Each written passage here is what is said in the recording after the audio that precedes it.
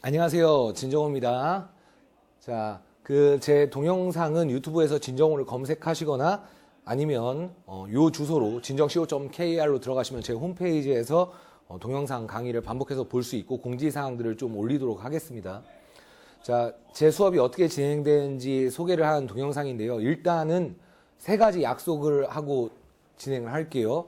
일단 첫 번째는 제가 지속적으로 해왔던 건데 때로는 제가 흔들릴 때도 있었어요. 하지만 이 순간부터는 여러분들의 현재 수학 실력에 대하여 학부모님과 또는 학생 본인이 저한테 어떤 위로의 말이나 희망을 듣고 싶어서 이런 얘기를 하는 경우가 많이 있었는데 사실은 예의를 갖추긴 하되 정확히 말씀드리도록 하겠습니다. 그러니까 현재 너가 수학을 잘하고 있다. 지금 하는 것처럼 계속 하면 된다. 이렇게 말을 하거나 아니면 현재 실력이 많이 부족하고 너가 이런 문제를 풀어서는 안 된다. 그런 것들을 좀 숨김없이 정확히 말씀드리도록 하겠습니다. 그럼 부모님께서는 조금 기분이 나쁘시거나 아니면 이제 다른 학생들과 비교하면서 자존심이 상하거나 뭐 이럴 수도 있지만 사실은 진실을 아는 것이 더 중요하다고 생각하기 때문에 이 부분에 대해서는 정확히 말씀을 드리도록 하겠습니다. 자, 그 다음 이제 이것은 수업에 관련된 내용인데 제가 수업에서 좀 어려운 문제들을 푸는 경우가 많이 있고 여러분들이 돌발적인 질문을 할 때도 있고 인강을 찍을 때도 제가 가끔씩 버벅거리는 경우가 있어요. 그리고 이제 코칭 선생님들도 마찬가지로 여러분들의 질문이 막히는 경우가 있을 텐데 뭐 쓸데없이 뭐 이런 문제가 시험에 나오지 않는다거나 몰라도 된다거나 이런 핑계 없이 내가 지금 이거 잘 못 풀겠다 이렇게 깔끔하게 인정을 하고 24시간 이내에 할 수 있는 한 최선의 풀이를 여러분에게 반드시 전달하도록 하겠습니다. 자, 그 다음 이제 세 번째는 수업이 시작되면 어떤 전달 사항이나 아니면 예전에 내가 어땠는데 아니면 어떤 학생들이 있었는데 뭐 그런 수업에 관련되지 않은 이야기는 1분 이내로 끝내도록 하겠습니다. 대부분의 어떤 전달 사항이 있을 테고 나머지는 수업만 하도록 할게요. 자, 그 다음에 이제 두 번째 수업 시스템인데 첫 번째는 이제 저는 인강이 있다 보니까 개념이나 어떤 가벼운 문제풀이 같은 것을 예습으로 인강을 봐야 해요. 그렇게 인강으로 보는 게 있고 그 다음에 현장에 와서 저에게 현장 수업을 듣게 되죠. 자, 현장 수업은 반마다 좀 다르게 진행이 되는데 대부분 중요한 내용을 다시 반복을 하거나 아니면 현장 강의에서만 들을 수 있는 강의가 주로 진행되는 반도 있어요. 자, 그래서 인강에서 했던 것을 그냥 그대로 반복하는 그런 수업을 제가 하지는 않을 거니까 현장에서 듣는 거와 인강으로 수업하는 건 엄연히 다르게 제가 진행을 하도록 하겠습니다. 자, 그 다음에 이제 숙제를 정확하게 진행을 해야 하고 여기서 이제 정확한이라는 표현을 쓴 것은 좀 이따가 자세히 설명드리도록 할게요.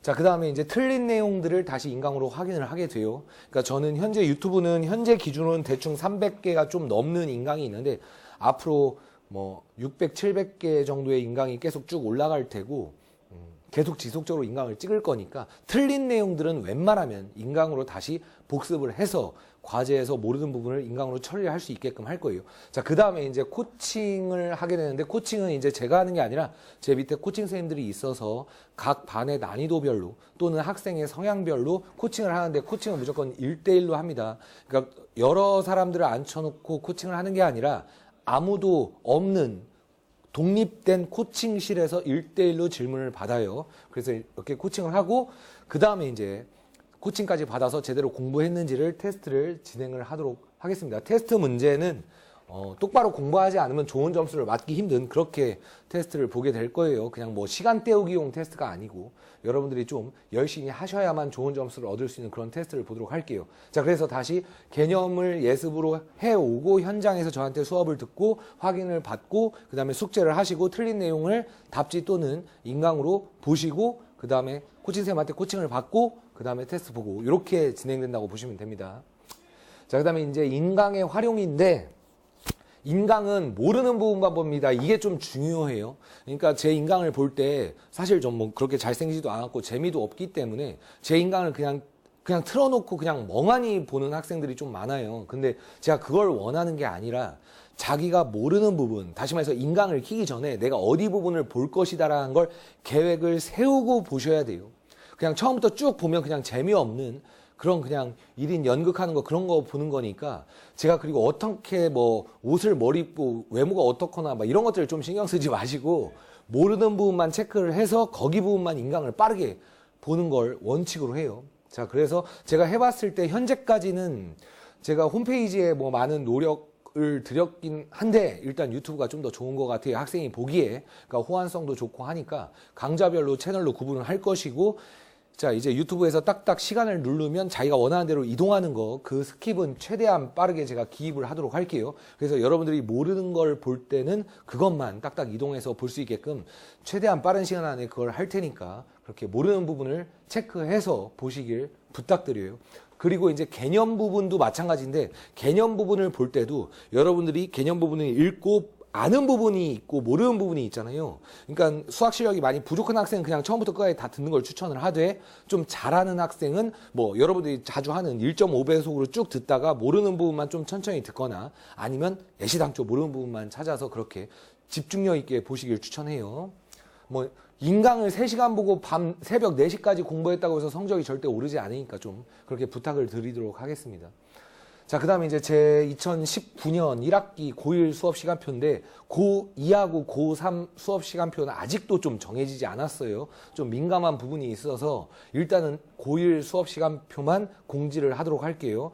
토요일하고 일요일 날 오후 1시 반부터 3시 5분까지 1시 반부터 45분 수업을 하고 5분 쉬었다가 45분 수업을 하고 그렇게 진행이 될 거예요. 그래서 고1은 수학상 7반이 첫 번째 반이 있고 두 번째 반이 있어요. 그 다음에 고1 수학상 진반이라고 있는데 이거 올해부터 생긴 반인데 이제 심화반이라고 보시면 됩니다. 그래서 두 개의 수업이 이제 독립적으로 진행되는 거예요. 이렇게 수업을 들으시든 이렇게 수업을 들으시든 이해되시죠? 그런데 토요일하고 일요일 날 나가는 게 진도가 정해져 있어요. 그렇기 때문에 아주 독특하게 토요일은 이때 듣고 일요일은 이때 듣고 그것도 가능은 해요. 왜냐하면 토요일 날 일요일 날 하는 게 똑같기 때문에 이해되시죠? 자, 그렇게 진행이 되는데 토요일만 듣고 일요일만 듣고 그건 안 되겠죠. 왜냐하면 똑같은 내용을 반복하게 되니까. 자, 다시 한번 설명을 드리면 이해되시죠? 그러니까 토요일이 있고 일요일이 있어요. 여기도 토요일이 있고 일요일이 있어요. 그러면 이렇게 듣는 건 안 된다는데 이렇게 듣는 건 된다는 얘기예요. 왜냐면 하는 내용이 똑같기 때문에. 지금 여기 학교별 반도 포함이 되는데 어차피 공부는 무조건 학교별이 아니라 개인별로 진행이 되는 거예요. 그러니까 코칭도 저는 1대1로 한다고 말씀을 드렸어요. 그렇기 때문에 어떤 수업을 듣던지 간에 상관은 없어요. 진도는 똑같고. 자, 그렇게 하니까 이렇게 듣는 건 근데 웬만하면 자제를 해주시기 바래요. 어떤 특별한 상황, 종교적인 문제나 아니면 다른 수업에 부딪혀서 절대 안 된다. 이럴 때를 빼고는 웬만하면 이쪽 반에 듣거나 이쪽 반에 듣거나 그렇게 해주시면 돼요. 그리고 여기는 이제 진반인데 심화반이고 심화반은 요 한 반밖에 없어요. 자, 그래서 오늘이 지금 이제 2월 말인데 오리엔테이션을 3월 2일 날 토요일 날 오후 4시에 여기에 듣는 학생들은 모조리 다 4시에 오리엔테이션을 할 거예요. 그래서 그때 오리엔테이션 때 저한테 수업을 듣는다는 거에 대한 어떤 중요한 부분을 동의하는지, 그 다음 과제가 또 배포가 될 거고, 그리고 9일까지 9일 당일날은 무엇을 할 것이며, 뭐 그런, 그리고 여러분들이 인강을 받는데도 해결이 안 되는 어떤 질문들, 그런 것들을 받아서 오리엔테이션을 하도록 할 거예요. 그 다음에 이제 진반은 5시부터, 오리엔테이션을 5시부터 진행을 할게요. 그러니까 7반은 4시, 그 다음에 진반은 5시, 그 다음에 개강은 3월 9일 날 여기 1시 반, 그 다음 여기 3월 9일 날 3시 15분, 3월 9일 날 5시 그렇게 개강을 하도록 하겠습니다. 그리고 좀 부탁드리는데 오리엔테이션 때 여러분들 코칭 시간표를 저희들이 각자 이제 학생들의 그 시간표를 알아야 코칭 시간표를 짤 수가 있거든요. 그러니까 웬만하면 다른 수업, 국어나 영어나 과학, 저희 학원이나 다른 학원에 있는 어떤 과외나 그런 것까지 좀 일정을 다 정해서 오시면 여러분들이 나중에 코칭에서 어떤 피해를 보거나 뭐 이런 것들이 없을 테니까 웬만하면 그때쯤까지 정해 오시기를 부탁드려요. 자, 그 다음에 이제 반에 대한 소개를 해야 되는데 7반은 뭐냐면 원래 5반, 7반, 9반이 있었어요. 근데 이제 5반은 없어졌고 그 다음에 7반이 유지가 되고 9반은 진반으로 그렇게 진행이 되는 거예요. 그래서 7반은 이제 교재를 7권을 하는 반이에요. 근데 이제 꼭 아셔야 될 게 뭐냐면 개념서, 제 거 진정수학 개념서랑 유형서 7글자의 비밀, 이거는 이제 전부 다 풀으셔야 돼요. 그래서 꼼꼼하게 여기는 체크를 할 거고, 그 다음에 이제 교과서는 다 풉니다. 그러니까 이제 비상, 뭐 미래엔, 천재, 그 다음 교학사, 동화, 뭐 그런 거 다 풀어요, 다. 그러니까 교과서가 현재 있는 것들을 싹 풀기 때문에 뭐 어디 학교 거 이렇게만 다뤄준다 이런 얘기가 없는 거죠. 그런데 교과서를 다 푸는데 학생 여러분도 아시겠지만 처음에 뭐 이것만 해도 교과서는 풀 문제들이 별로 없어요. 그러니까 제 거 7글자의 비밀까지 하면 교과서에 뭐 여러분들이 아시다시피 만약에 12번이면 뭐 이렇게 동그라미가 난이도를 표시되어 있는데 뭐 이렇게 여기까지는 다 풀릴 거예요. 그러니까 난이도가 3개짜리 아니면 뭐 발전 문제 이런 것들만 풀어요. 그래서 사실 여기를 푸는 데 있어서 별로 그렇게 시간이 오래 걸리지는 않을 거예요. 자, 그렇게 되고 그 다음에 바이블하고 센을 푸는데 중요 문항만 풀 거예요. 중요 문항만. 그러니까 바이블의 경우에 기본 다지기하고 실력 다지기 또는 개념 확장하기에서 어려운 문제. 다시 말해서 이쪽과 중복되지 않거나 아니면 중복돼도 아주 중요한 문제. 제가 수업 시간에 하트 문제라고 하죠. 그런 것들만 따로 편집을 해서 교재로 따로 나갈 거예요. 그렇기 때문에 여기 있는 문제를 다 푼다. 이렇게 생각하시면 안 돼요. 그런데 나는 성격상 다 풀고 싶다. 그리고 난 아직 여기를 해도 좀 부족하다. 좀 더 풀고 싶다라는 학생은 그냥 모두 푸시는 건 상관이 없어요. 자, 그 다음에 이제 내신 기출문제를 푸는데 자기 학교 건 당연하고 나머지 최소 20개 학교는 3년 정도까지는 풀으셔야 돼요. 그래서 시간 재놓고 풀어야죠. 기출문제는 그냥 푸는 게 아무런 의미가 없기 때문에 어차피 여러분들은 수학을 잘 알고 있는지, 잘 설명할 수 있는지를 하는 분들이 아니고 주어진 시간에 내가 풀 수 있는지를 하셔야 되는 분들이기 때문에 시간을 재놓고 그렇게 풀게 될 거고. 자, 그 다음에 이제 반복게임인데 사실 반복게임은 올해부터 좀 많이 바뀌는 교재예요. 그러니까 원래 반복게임이 여기에 있었어요. 여기 위치에 있었는데 마지막으로 내려가면서 난이도가 좀 높아질 거예요. 그래서 여기까지 다 했는데 정말 시험에 잘 나오거나 아니면 난이도가 좀 어려워서 여러분들이 특정 유형을 막 반복해야 되는 그런 것을 최종적으로 뽑아낼 거예요. 그래서 그것들을 반복을 많이 하게끔 교재를 편성을 해서 마지막에 반복 게임을 풀게 될 거예요. 그리고 이제 내신 기출문제 중에 난제들, 정말 중요한 문제들이나 아니면 이런 문제들에서 이제 하트 문제를 쭉 모아서 이제 연애편지라는 교재로 나가게 되는데 그 교재 제목을 좀 싫어하는 분들이 몇 분 계셔서 하여튼 그거는 따로 제목을 좀 바꾸거나 아니면 연애편지로 계속 가거나 그렇게 하도록 할게요. 자, 이렇게 해서 7반이 되는 거고 7반은 목표가 이제 수학 1등급 또는 2등급이에요. 그러니까 이제 그 다음에 이제 진반이 있는데 진반은 좀 이따 설명을 드릴 거고 이 7반에 대해서 학생들이 상당히 이제 궁금해 하는 거예요. 그럼 나는 어디로 가야 하냐? 예전까지는 7반과 심화반을 들어가기 위해서는 제가 테스트를 봤었는데 올해부터는 각자 자기가 지원하는 대로 일단은 시작을 할 거예요. 그러면 현재 저한테 배우는 학생 중에 여기 대전에 대신고에 전교 3등 하신 분이 계세요. 학생의 동의 아래 이름을 말할 수 있는데 이 학생은 이제 정종윤이라는 학생이에요. 상당히 침착하고 열심히 하는 그렇게 하는 학생인데 얘 이제 전교 3등을 했어요. 전교 3등을 했기 때문에 그러면 사실은 웬만하면 진반으로 갈 줄 알았는데 이 학생이 저한테 뭐라고 했냐면 자기 학교의 난이도의 문제는 이 정도만 해도 1등급을 자기가 맞을 수 있을 것 같고 국어하고 영어하고 과학 그리고 나머지 기타 과목까지 난 다 1등급을 맞아서 좋은 대학을 가야 하기 때문에 나는 고민을 해서 7반을 선택했다. 이렇게 얘기를 했어요. 저는 이 학생의 선택이 상당히 탁월하다고 생각을 합니다. 그러니까 아주 현실적인 거죠. 여러분들이 공부를 하는 건 무슨 그냥 어떤 상상 속의 어떤 행동을 하는 게 아니잖아요. 현실에 막상 부딪혀야 되니까 이 학생은 상당히 현실적인 거죠. 그리고 5등을 하는 학생이 있고 그 다음에 6등이 있고 9등이 있어요. 지금 현재 대신고에. 근데 이 학생들한테는 제가 이름을 현재 너 말해도 돼? 라고 물어보지 못했기 때문에 이름은 말을 못하겠는데 이 학생들도 모두 7반을 간다고 이야기를 했어요. 자, 그러니까 대신고가 그렇다고 현재 대전에서 공부를 못하는 학교냐 그런 학교는 아니니까 꽤나 학생들이 가고 싶어하는 학교에도 속하는데 이 학생들이 7반을 간다고 하니까 여러분들은 좀 생각해 볼 필요가 있죠. 그리고 이제 여기에 전교 5등 했는데 사실 이 학생도 수학을 엄청 잘해요. 엄청 잘하는데 이 학생은 이제 진반으로 갈 수도 있어요. 하지만 여기 학생은 이 3명은 확정이 된 거고 이 학생은 지금 좀 고민을 하고 있는 상태라고 보시면 됩니다. 그리고 7반을 갔다. 그런데 나는 심화반을 그래도 진반을 하고 싶은데 이 숙제 다 했는데 그래도 내가 원하는 심화 문제를 주시면 안 되나요? 그거 당연히 드려요. 당연히 드리니까 그렇게 생각을 하시면 됩니다. 자, 그 다음에 이제 진반인데, 진반은 이제 현재 저한테 배우고 있는 학생들 중에 뭐 그냥 공부를 좀 잘하고 수학을 좀 잘한다. 그런 학생들은 이제 여기를 가게 돼요. 그러니까 현재 2학년 기준으로는 대성고에서 아주 잘하는 학생이 있는데, 인강에서는 이름을 말아달라라고 해서 이름을 말하지 않을게요. 하지만 뭐 하여튼 잘하는 학생, 수학을 아주 잘하는 학생은 일단 이쪽으로 갑니다. 그래서 이 반은 일단 목표가 뭐냐면 이제 고1도 마찬가지로 해당되는 반이니까 일단 이게 제 성인데 제가 이제 베풀진자를 쓰거든요.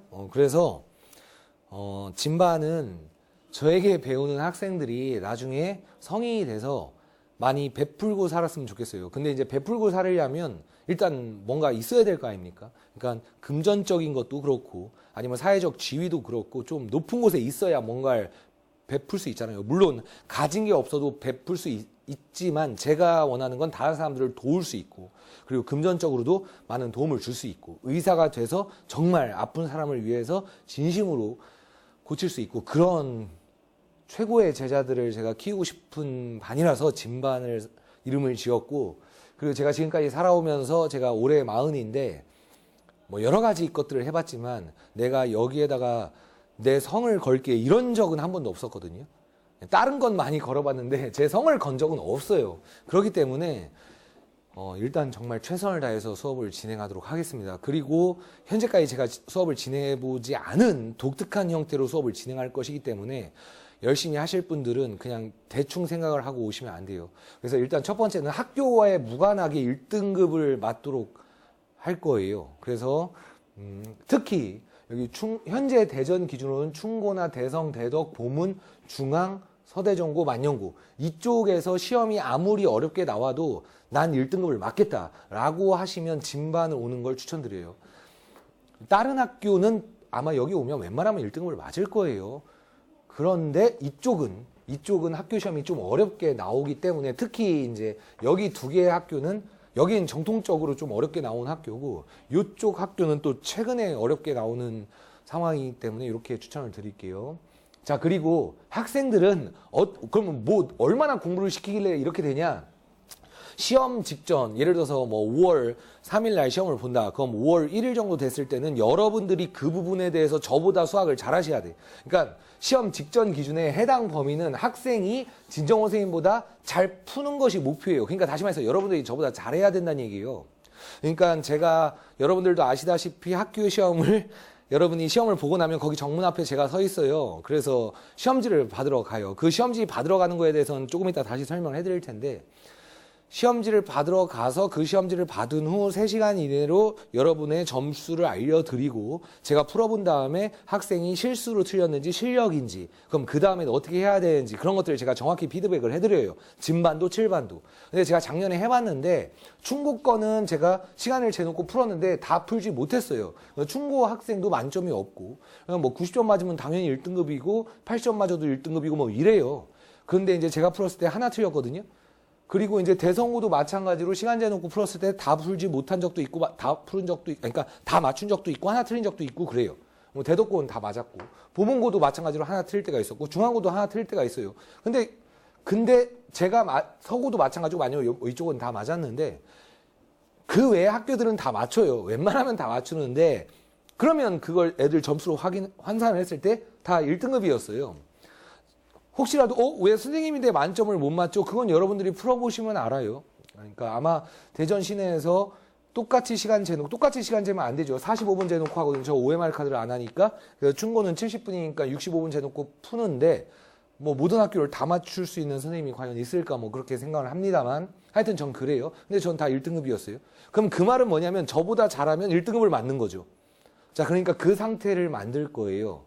자, 그런데 조건이 뭐가 있냐면 국어하고 영어하고 과학 중에 수학을 빼고 나머지를 2 맞고 수학을 1 맞으면 진반을 못 들어요. 왜냐하면 저는 여러분이 저한테 배워서 수학을 1등급을 맞는 건 좋지만 여러분들이 더 좋은 대학을 가는 게 저에겐 중요하기 때문에 1 맞고 수학도 1 맞으면 좋지만 2 하고 수학 이렇게 하는 건 전 원하지 않아요. 그렇기 때문에 여러분들이 국어, 영어, 과학을 못하면 수학도 진반을 못 들어요. 그리고 수학을 그런 학생이 7반에 가서 1등급을 맞으면서 다른 것도 다 1등급 맞고 싶어서 아까처럼 잘한다는 학생이 그쪽으로 이동한다고 말씀을 드렸어요. 그러니까 그냥 제가 좋아서 아니면 수학은 잘해야지 뭐 이런 자존심 갖고 오면 안 되고 다른 과목도 잘하셔야 돼요. 아시겠죠? 자, 그래서 나머지 1등급 맞고 수학 1등급 맞고 과학 2등급 맞고 뭐 이런 건 되는 거니까 하나 정도는 2등급을 맞아도 되지만 뭐 2등급 맞았다 그러면 이제 진반에 계속 있을 수가 없게 돼요.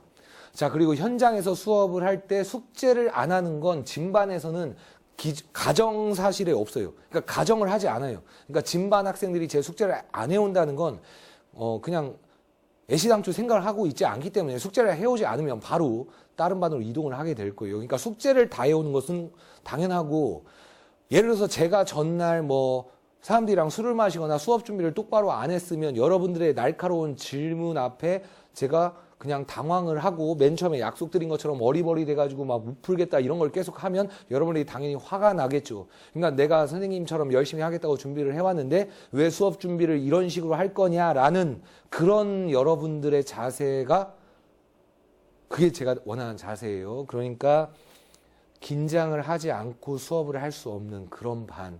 정말 제가 가지고 있는 모든 걸 쏟아부어야 하는 저 역시도 그 문제의 해설까지 완전히 다 파악을 해서 어떤 것이 좋은 풀이며 난이도 있는 풀이를 어떻게 빨리 풀 것이며 그런 것들을 정말 준비를 많이 해서 수업을 할 거니까 여러분들이 그렇게 생각하시면 됩니다. 그리고 7반의 교재는 그러니까 진반의 교재는 이거는 다 해요. 다 똑같이 하는 건데 최소 2배 이상의 속도를 원할 거예요. 그러니까 만약에 뭐 7반이 요만큼을 일주에 한다.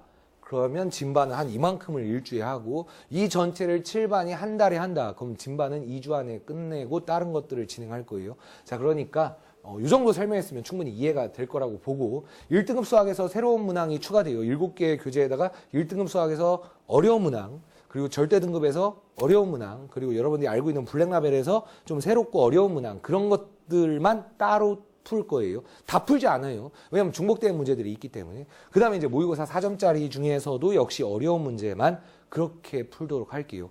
그리고 이것까지 다 풀었어. 이것까지 다 풀었는데 또 추가적으로 풀고 싶다. 그러면 그거는 제가 다른 문제들을 뒤져서 숨막힘 라우드나 아니면 기타 어려운 문제집들을 해서 추가로 드릴 건데 아마 이 정도로 하면 뭐 다른 과목도 해야 되니까 뭐 부족하지는 않을 것 같고 그리고 여러분들은 저보다 젊고 똑똑하기 때문에 이 정도 하고 열심히 하면 그 순간만큼은 그 문제를 저보다 빨리 풀 수 있을 거라고 저는 생각을 해요.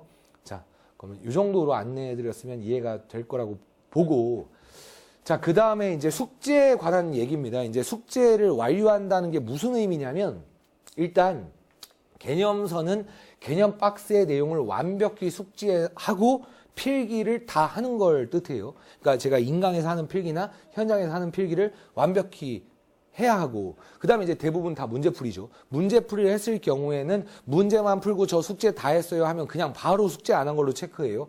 당연히 채점까지 해요. 그리고 설마 중학생처럼 다 풀고 채점하는 게 귀찮아서 그걸 엄마한테 맡긴다거나 이런 학생은 없을 거라고 봐요. 채점의 방식은 통일할게요. 1번, 2번, 3번, 4번, 5번이 있을 때 맞았어요. 틀렸고 맞았고 틀렸고 틀렸다고 치면 틀린 문제를 다시 풀어서 맞췄다. 반달. 해설지를 보고 이해했다. 반달. 인강을 보고 이해했다. 반달. 이해를 못했다. 해설지도 인강도 이해를 못했다. 별표. 이렇게 채점해 오시면 돼요. 근데 그 상태에서 다시 별표 쳤는데 저한테 나중에 수업 시간에 물어보거나 아니면 코칭에서 처리가 되거나 해서 처리가 됐다. 그럼 별표 쳤는데 처리가 됐다? 이렇게 되고 아직 처리가 되지 않았다. 그럼 별표죠. 그 다음 문제에서 제가 하트 치라는 문제 있어요. 이거 하트 치면 되고 이건 이제 학생들을 사랑하니까 이 문제를 꼭 맞췄으면 좋겠다 해가지고 하트를 친 거니까 뭐 남학생들은 좀 부담스러워도 하트를 잘 쳐주시고, 그 다음에 이제 나는 이 문제를 맞았는데 진정호 선생님이 별표 치라고 했다. 나는 이 문제를 별표가 아니다. 그러면 이제 자존심이 민감하신 분들은 그냥 별표 치고 뭐 진 이렇게 하면 난 이거는 맞추긴 맞췄는데 선생님이 별표 치라고 했다. 그래서 난 이렇게 했다. 그럼 채점은 이렇게 통일돼요. 채점은 빨간색 색연필 또는 사인펜으로 채점을 해주세요. 다른 색으로 하지 마시고 이렇게 채점해주세요. 자, 그래서 채점을 완벽히 했다. 그렇게 해서 가져오시는 게 숙제가 다 한 게 아니에요. 죄송한데 그렇게까지도 다 해올 수가 있어요. 그런데 그렇게 하면 성적이 안 나와요. 자, 틀리거나 모르는 문제를 모두 고치면서 답지와 자신의 풀이를 비교하고, 여기가 되게 중요해요. 여기가 되게 중요한데, 그러니까 맞은 문제까지 답지를 비교하는 걸 추천하는데 사실 거기까지는 너무 힘들죠. 왜냐하면 문제가 좀 많으니까, 제 숙제가 많으니까. 근데 틀린 문제는 답지를 비교하셔야 돼요. 그래서 필요하다면 문제 옆에다가 그 답지의 특수한 상황을 적어놔야 돼요. 그러니까 제가 수업 시간에 예전에 블랙라벨 수업할 때 그랬었는데, 뭐 예를 들어서 12번 있다. 그럼 해설지, 풀이, 쓰레기 뭐 이런 거 얘기해줘요. 그러면 해설지 그냥 과감하게 X 치면 돼요. 해설지가 말도 안 되는 풀이를 할 때가 있죠. 아니면 해설지 풀이가 너무 좋다. 아니면 다른 풀이가 해설지에 이거 있죠. 이렇게 나오잖아요. 다른 풀이 뭐 이렇게, 아니면 뭐 선배들의 추천 풀이, 뭐 아니면 뭐 어떤 문제집에 뭐 무슨 비법 뭐 이런 거 써 있죠. 그런 것들을 꼼꼼히 보셔야 돼요. 그래서 그런 것들이 좋다 하면 문제 옆에 쓰셔야 돼. 전 그렇게 꼼꼼한 성격이 아니에요. 그러면 그 꼼꼼하지 못함으로 인해서 발생되는 것들을 여러분들이 감안을 하셔야지. 꼼꼼한 게 잘하는 거예요. 저도 여러분들 열심히 가르치지만 전 원래 성격은 엄청 둥글둥글하고 멋대로 하는데 학생들을 가르칠 때는 되게 꼼꼼하거든요. 그러니까 꼼꼼하게 하는 게 열심히 하는 거니까 그렇게 장단점을 쓰고 모두 고친 상황이어야 하고, 중요한 건 코칭에서 질문할 때 워크북 펼쳐놓고 질문해요. 여러분들 내 교재는 항상 뒤에 워크북이 있죠. 워크북은 건들면 안 돼. 워크북을 건들면 책을 새로 사야 돼요. 그러니까 워크북을 건들지 마세요. 그래서 그거는 뭐냐? 거기 펼쳐놓고 여기 풀어봐 이렇게 얘기할 거예요. 여러분들 뭐 많은 선배들이 뭐 얘기하고 뭐 여러분들이 많이 당하는 일인데, 맞았다 동글동글 이렇게 동그라미 예쁘게 해놓고 이제 제가 워크북 펼쳐놓고 풀어봐 하면 다 못 풀고, 그러면 이제 저는 뭐라고 하냐? 답지 보고 베끼거나 아니면 이제 숙제 안 해가지고 걸렸다고 하기 싫어가지고 거짓말 했다고 할 거예요, 제가. 여러분들이 핑계를 대든 말든 어차피 여러분들은 시간을 재놓고 시험 시간에 그 문제를 풀 수 있는지 없는지를 가지고 평상시에 열심히 했는지를 숫자, 다시 말해서 몇 점으로 그렇게 딱 평가받는 분들이잖아요. 그러니까 이렇게 깨끗한 거 놓고 풀으라고 했을 때 못 풀면 안 한 거죠. 좀 까다롭죠. 제 숙제 완료가 좀 까다로운데 이렇게 하셔야 됩니다. 숙제를 안 해도 되는 경우가 있어요. 여러분들이 숙제를 안 해도 제가 인정하는 경우는 두 가지밖에 없거든요. 그러니까 첫 번째, 직계 가족의 조사예요. 그러니까 경조사에서 경사 말고 조사. 그러니까 가족, 할머니, 할아버지, 직계 가족이 매우 편찮으시거나 아니면 돌아가시거나 아니면 아주 슬픈 일이 생겼거나 그때는 전 숙제를 안 해도 돼요. 그리고 그때는 절대 뭐라고 하지 않아요. 그 다음 두 번째, 여러분이 아픈 거는 그냥 아픈 건 안 되고, 아파서 입원을 했어요. 입원을 했는데 이제 오른손잡이인데 오른손을 못 쓸 경우를 말해요. 그러니까 다리가 부러져서 입원을 했는데 팔은 움직일 수 있으면 숙제를 하셔야 돼. 그래서 자신의 주된 그러니까 자신의 주된 팔을 사용 못할 경우, 그때만 숙제를 인정을 해드릴게요. 제가 지금 왜 웃었냐면, 제가 이렇게 말하는 제 자신이 좀 그런데, 저도 이렇게 일을 하거든요. 그러니까, 직계 가족이 힘들 때나, 제 친구의 결혼식, 애 돌, 이런 거 하나도 안 가고 일을 했어요. 그리고 제가 아파도 손을 움직이면 전 계속 문제를 풀고 교재를 만들었거든요. 그러니까 그냥 숙제 안 했을 때 봐주는 건 이것만 봐줄게요. 자, 그 다음에 숙제를 안 한 학생들이 주장하는 일반적인 핑계가 있어요. 이거 이제 인정을 안 할게요. 일단 첫 번째 뭐냐면, 할머니, 할아버지 아니면 삼촌, 뭐 이모들이 생신이라서 가족을 모인다. 그럼 모이는 건 뭐라고 안 하는데 숙제를 하셔야 돼. 그리고 이제 친척들이 결혼하고 막 이제 경사라서 꼭 가야 된다. 아니면 명절 때 꼭 간다. 가셔요. 근데 숙제는 하셔야 돼. 가족여행은 이제 외국여행 포함이에요. 그러니까 뭐 하와이를 가든 뭐 유럽을 가든 뭐 필리핀을 가든 거기 가서 제 거 숙제를 들고 가서 하시면 돼요. 그리고 인강이 유튜브에 올라갔기 때문에 이제 뭐예요? 다 볼 수 있죠. 그러니까 그냥 하시면 되고, 학교에서 대량의 과제를 냈다. 수행평가가 너무 많다. 그래서 힘들다. 그리고 난 학교에서 반장이고 동아리로 활동을 해야 된다. 그러니까 이걸 다 하세요. 대량의 과제를 하시고 수행평가도 다 하시고, 임원은 여러분이 하고 싶어서 한 거고 동아리도 여러분이 하고 싶어서 한 거니까 이걸 다 하시되 숙제를 한다는 얘기예요.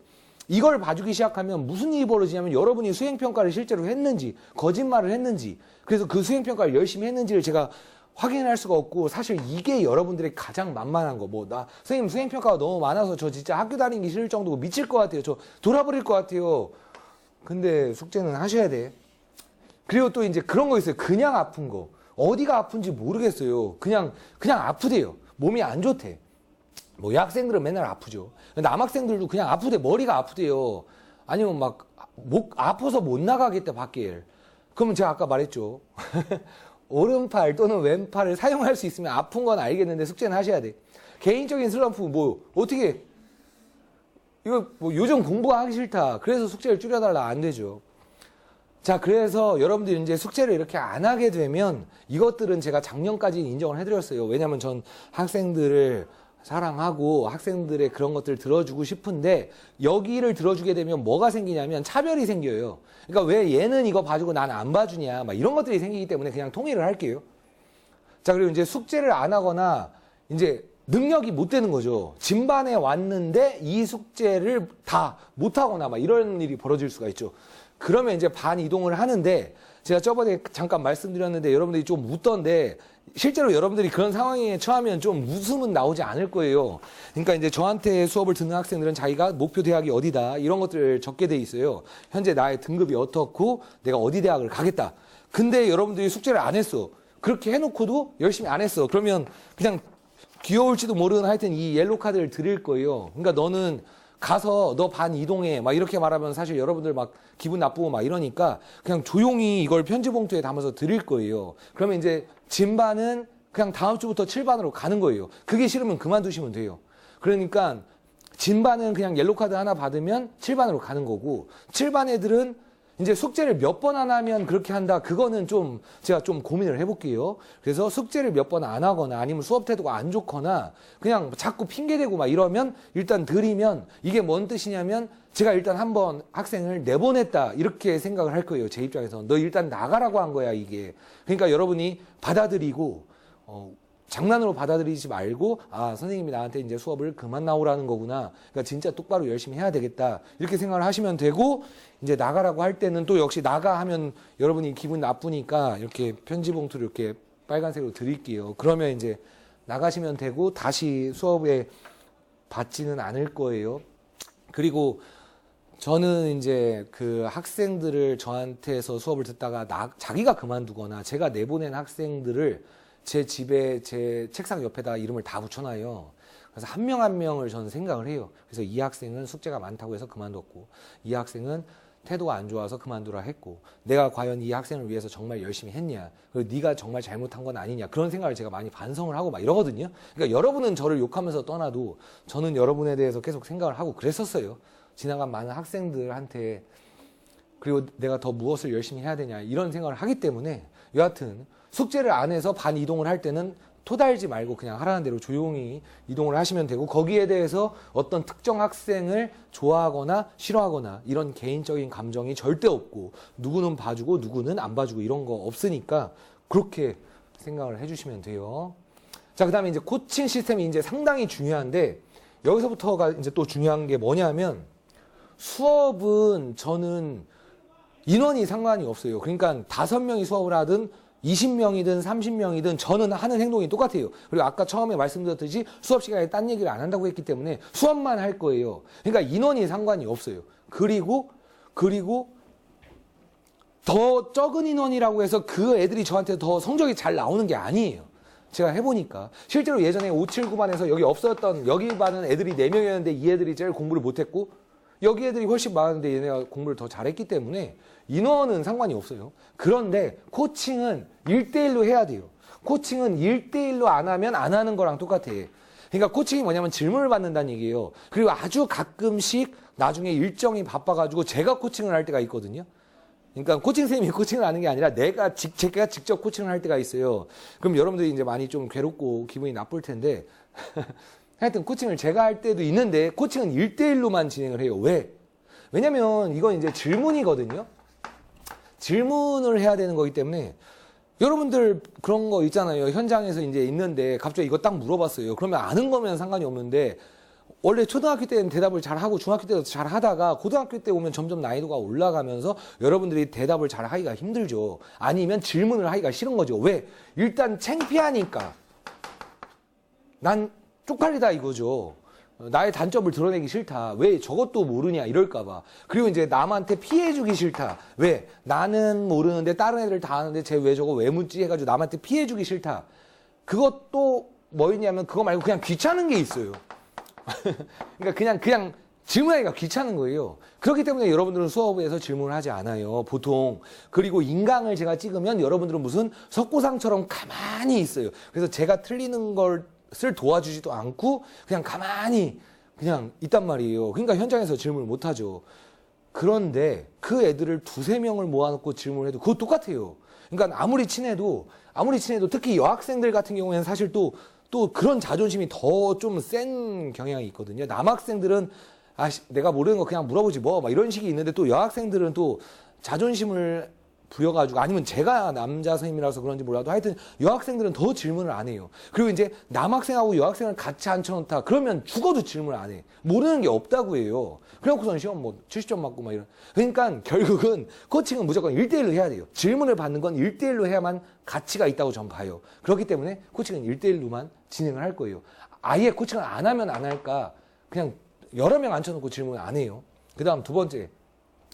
모르는 부분만 정확히 체크하여 질문. 자, 여기서부터가 중요한데 선생님 저 이 문제 그냥 몰라요. 그러면 이제 코칭 선생님이 질문 안 받을게. 그렇게 얘기할 거예요. 그게 뭐냐면 여러분들이 문제가 이렇게 있으면 어차피 문제가 영어로 써있지가 않잖아요, 수학이. 그러니까 한글로 써있기 때문에 어디까지는 이해가 돼요. 그러니까 해설지에 어디까지가 이해가 되고 아니면 개념 부분에서 여기는 이해가 되는데 여기만 모른다. 이런 상황이 펼쳐진단 말이에요. 그러니까 거기 모르는 것만 딱딱 물어야 코칭에서도 선생님이 그것만 착착 설명해줘서 시간도 단축할 수 있고 진짜 여러분이 공부를 했는지 확인할 수가 있어요. 근데 뭐 선생님 저 집합 다 몰라요. 그러면 뭐예요? 그럼 인강을 봐야지. 뭐 집합을 다 모른다니. 미분 다 모르겠어요. 적분이 뭔지 모르겠어요.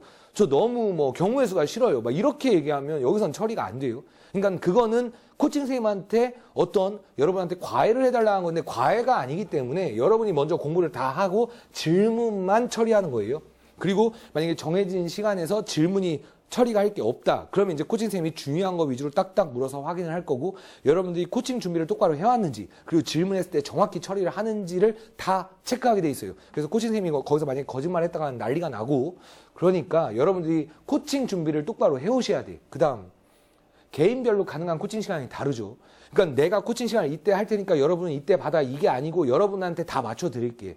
그러니까 여러분이 과외하고 다른 학원 다니고 학교에서 야자 안 빼고 어쩌고 하면 맞춰 드릴게요. 그 시간에 맞춰 드려. 그러니까 서로 다 다르잖아요. 제 수업을 듣는 것도 진반이냐 7반이냐 평일반이냐 주말반이냐 막 다 다르니까 코칭 시간 제가 다 맞춰 드릴게요. 단 사람마다 필요한 양이 달라요.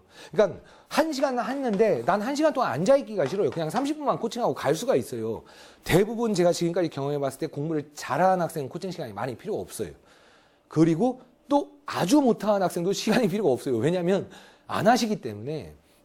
그래서 이제 중간 난이도 학생들이 좀 코칭 시간이 많이 필요하거든요. 그러니까 그거는 만약에 여러분이 코칭을 해봤는데 저 좀 더 하고 싶어요 하면 제가 좀 늘려드리고 전 코칭이 좀 줄었으면 좋겠어요 하면 줄여드리고 그렇게 할 거예요. 근데 이제 코칭 시간이 아주 많이 필요하다. 뭐 5시간을 해달라. 그러면 이제 거기엔 추가 비용이 발생이 될 수가 있어요. 하지만 일반적인 학생은 일주일당 30분에서 1시간을 코칭을 할 거고 그리고 필요하면 거기서 좀 더 늘릴 수는 있으나 그렇지만 뭐 코칭을 10분 할게요. 이러면 안 되고 그러니까 그렇게 진행을 하도록 할게요. 그리고 여기가 이제 좀 중요한데 코칭 시간 변경은 최소 3일 전에 하셔야 돼요. 그러니까 전날 여러분들이 아실라나 모르겠는데 이제 제 코칭 시간표는 다 코칭실에 개인별로 쫙 공지가 되어 있는데 그 코칭 시간표는 여러분들이 나는 이때 수업이고 요때 코칭 딱 받고 집에 가서 쉬고 싶어요. 여러분들은 대부분 이러기 때문에 그거를 다 코칭 시간표를 짜놓잖아요. 그러면 한 명이 바꾸면 그거 다 바꿔야 돼요. 그럼 코칭 시간이 때로는 코칭 시간표를 짤 때 시간표 짜는 것만 3, 4시간이 걸릴 때가 있어요.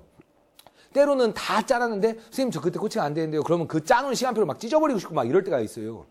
코칭 시간표를 짜는 게 힘들어요. 제가 여러분의 시간을 맞춰줄 거기 때문에 그걸 짜는 걸 컴퓨터 프로그램으로 컴퓨터 잘하는 학생이 만들어준 것도 있는데 그걸로 돌려보니까 거기엔 영혼이 없어요.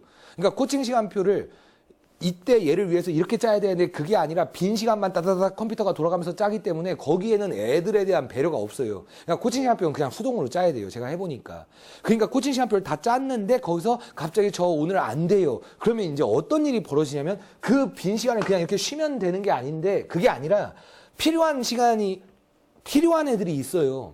그러니까 코칭 시간이 아까 말했듯이 늘어야 나야 되는 애가 있는데 그때 그게 안 된다는 얘기예요. 그러니까 되게 이기적인 거죠. 그러니까 코칭 시간은 3일 전에 얘기하셔야 돼. 그래야 다시 변동을 할 수가 있어요. 그리고 학원의 일정이 바뀌었다. 그러니까 나는 이번 주만 코칭 시간을 바꾸는 거다. 또는 앞으로 쭉 바꿀 거다. 그거를 정확히 명시를 해주셔야 돼.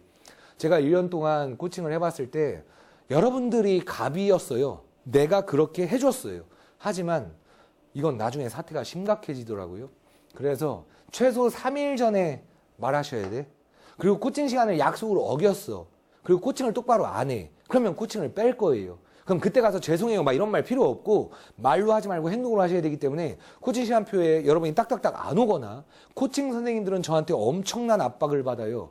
문제 이걸 이렇게 설명하면 애가 이해가 돼 하고선 막 하고 애들 시험지 틀린 거 막 학교에다가 막 선생님한테 코칭 선생님들한테 던지고 뭐 애들 다 이해했다며 막 이렇게 해요 제가. 그러니까 코칭 선생님들은 여러분들을 위해서 정말 열심히 준비를 해. 근데 여러분들이 안 와.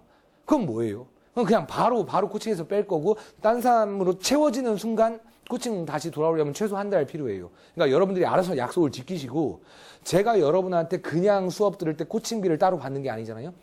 자, 그거에 대한 얘기는 좀 이따 다시 할 건데 여하튼 코칭을 똑바로 안 하면 그건 더 이상 그렇게 하지 않고 다른 학생들 필요한 학생으로 바로바로 배치를 할 거니까 그거에 대해서 여러분이 서운해하지 마시고 여러분이 좀 열심히 그렇게 준비를 해주시기 바래요.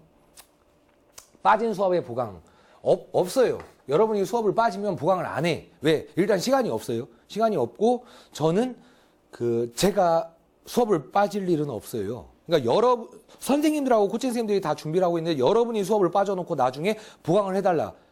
보강은 없어요. 하지만 인강으로 다 볼 수가 있죠. 인강으로 대부분 수업이 다 있기 때문에 여러분이 빠진 것은 보강으로 처리를 하는 것은 사실 인강으로 처리를 할 수 있고 그리고 근데 그건 있어요. 뭐냐면 아까 말씀드린 조사, 경조사에서 경사 말고 조사, 큰아버님, 할아버님 돌아가셨다. 무조건 끝까지 보강을 해줘요. 코칭도 무조건 해드려요. 그러니까 제가 제 기준에서 조사만 빼고는 다 보강을 해드려요. 그리고 여러분이 병원에 입원했다. 그거는 보강을 못 하는데 제가 그 병원실에 가서 거기 부분을 설명해 줄 수가 있어요. 실제로 그렇게 해본 적이 있고.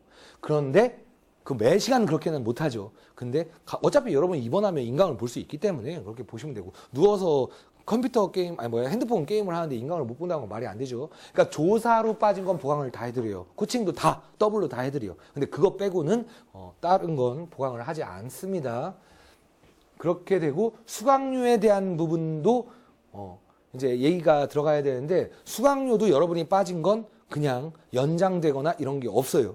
자, 그러니까 수강료는 딱딱 학생들이 맞춰진 대로 4주 기준으로 진행이 될 거기 때문에, 그렇게 되고 수강료의 납부는 학원은 선불인 건 아시죠?